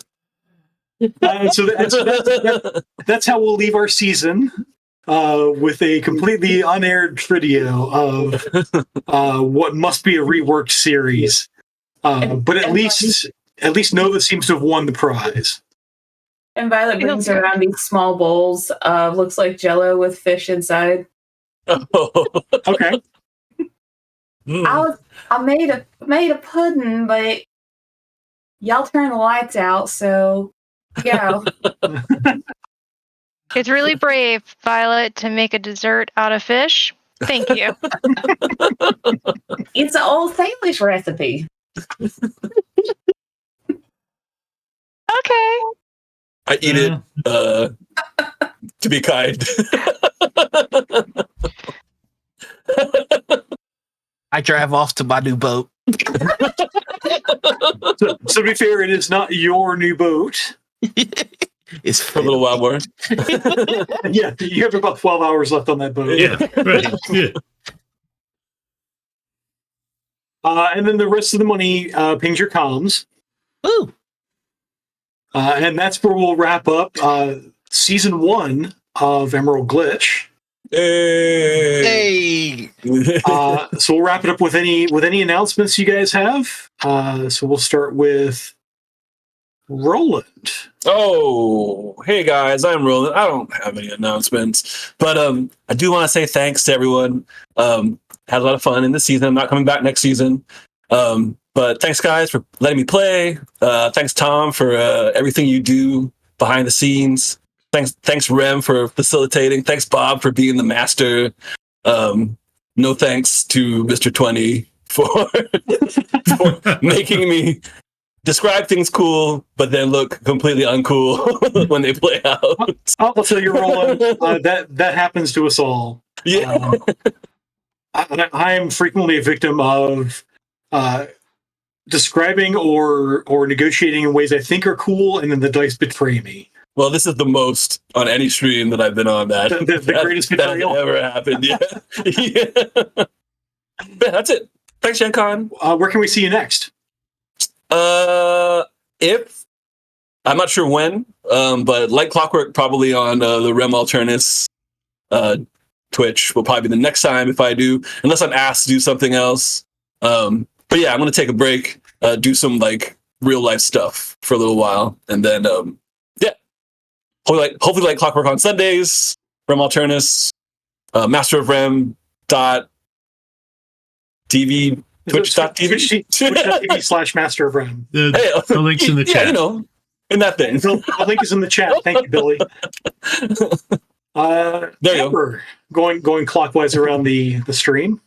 Hi, yes. I want to say thank you to my castmates and for our stream chat mods and for Tom and for Bob for making it to the end of season 1 with us. It's very awesome. You guys have all made it super memorable to play with everyone, and like, I don't know, this is like my favorite thing to do. And so yeah, I'll be staying on for season 2. So I'm very excited, and I hope all you viewers will come and join us and watch me grow as a player. Well, watch the continuing adventures of Nova. Yeah, right? Hopefully, maybe we'll see what happens. Until then, you can find me on Tuesdays on YouTube. Tom, what are those details? That's right, it's YouTube now. It will be, yes, actually next week it will be on YouTube. And on the Shadowcaster Network, we will drop the chat we'll drop the URL in the chat. But yes, we're moving from Twitch. All of our Shadowrun stuff that was running on Master of Rem is moving from Twitch to the YouTube channel, to the Shadowcasters YouTube channel. So we'll be over there next week. You'll be able to find me there next week. Please tune in. And I don't think I have anything else to announce, so take it away. Well, since we called Tesla in, we'll let him finish up with any announcements.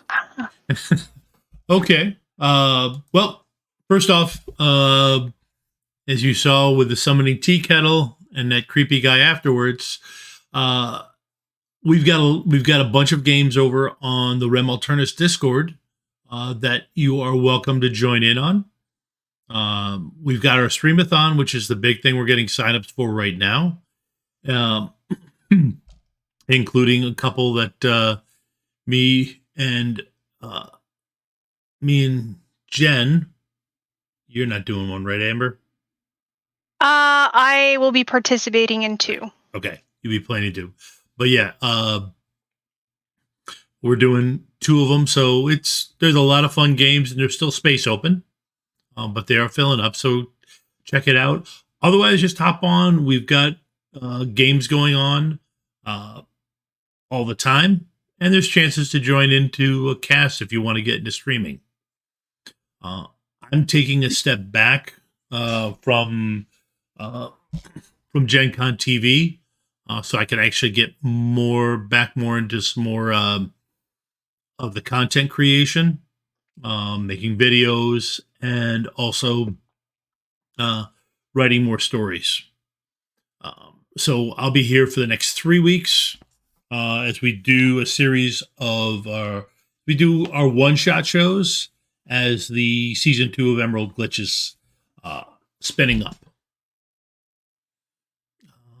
And if you want to still catch me, I'm on Tuesday nights in the same spot that Amber and Jen are, and Bob.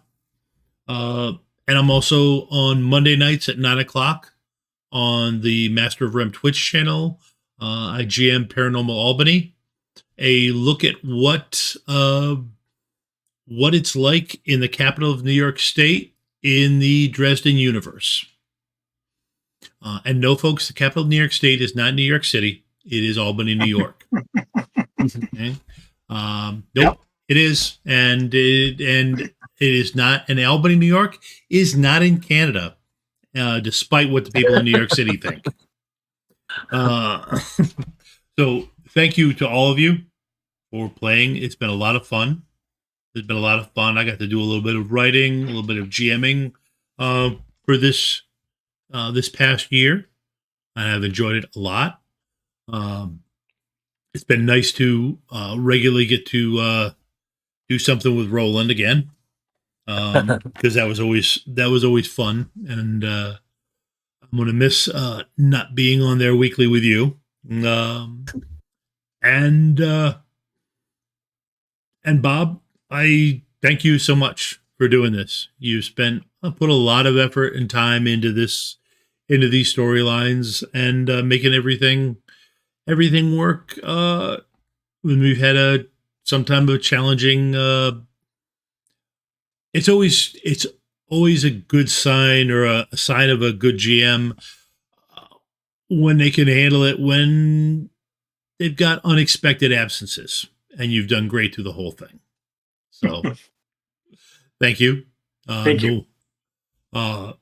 Noir, it was great getting to meet you and play with you. Hopefully we'll get to do some more stuff. But that's all I got. So I believe it's your turn now, Noir. All right. Thank you so much. Hi, everybody. I'm Noir. You can find me all over the place as The Noir Enigma. That's Twitter, Twitch, YouTube, TikTok, and Instagram. And you can find me tomorrow right here on Gen Con TV for Table Takes. There's other stuff, but you can check out the Twitter. And then Jen.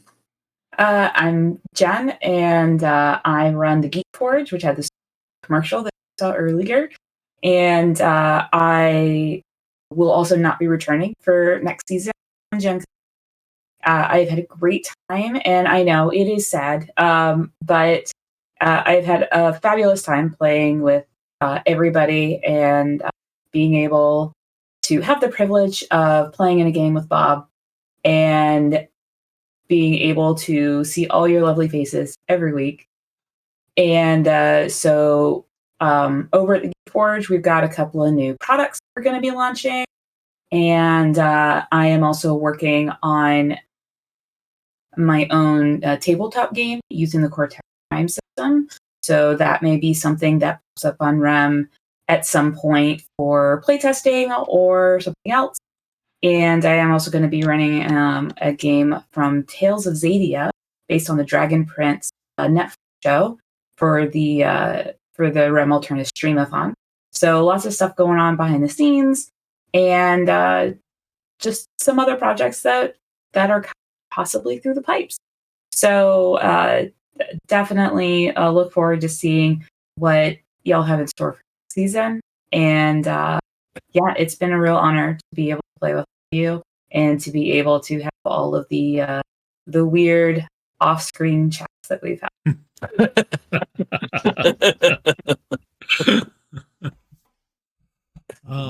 So I'm Bob. I was your game runner.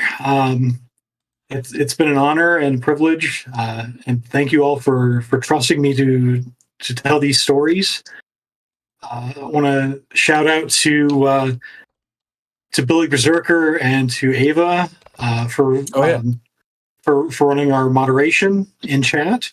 Thanks especially to Ava for giving me so many bennies to present extra challenges to our characters.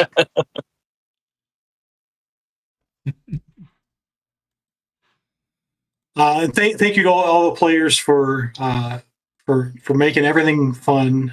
Thank you, Tom, for not only playing once in a while and GMing once in a while, but also keeping this whole thing on the rails. Sort of. With that, I think we have an announcement for #RemPC. Oh, yeah.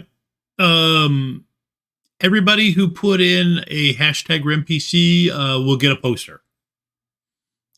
Billy Berserker's been keeping an eye on the list of them, and he will whisper you through Twitch. So that's why Rem's not here. Rem Yeah. did a Shadowrun against Catalyst and pulled down a bunch of posters. Yes, stole a bunch of posters for us. Success. So, All right. well, next week we will be doing the one-shot show, and it will be using the Buffy RPG. John McDonald, who has been on the Rules of Cool, filling in for that. He's going to be GMing that, and we've got some fun people returning to play in it. I know Rem is going to be playing in it because she's a longtime Buffy fan, and Elizabeth will also be joining. I know there's others I can't remember off the top of my head, but check that out. And otherwise, have a good week, folks. All right. Good night, everybody. Good night. Bye. Bye. Bye.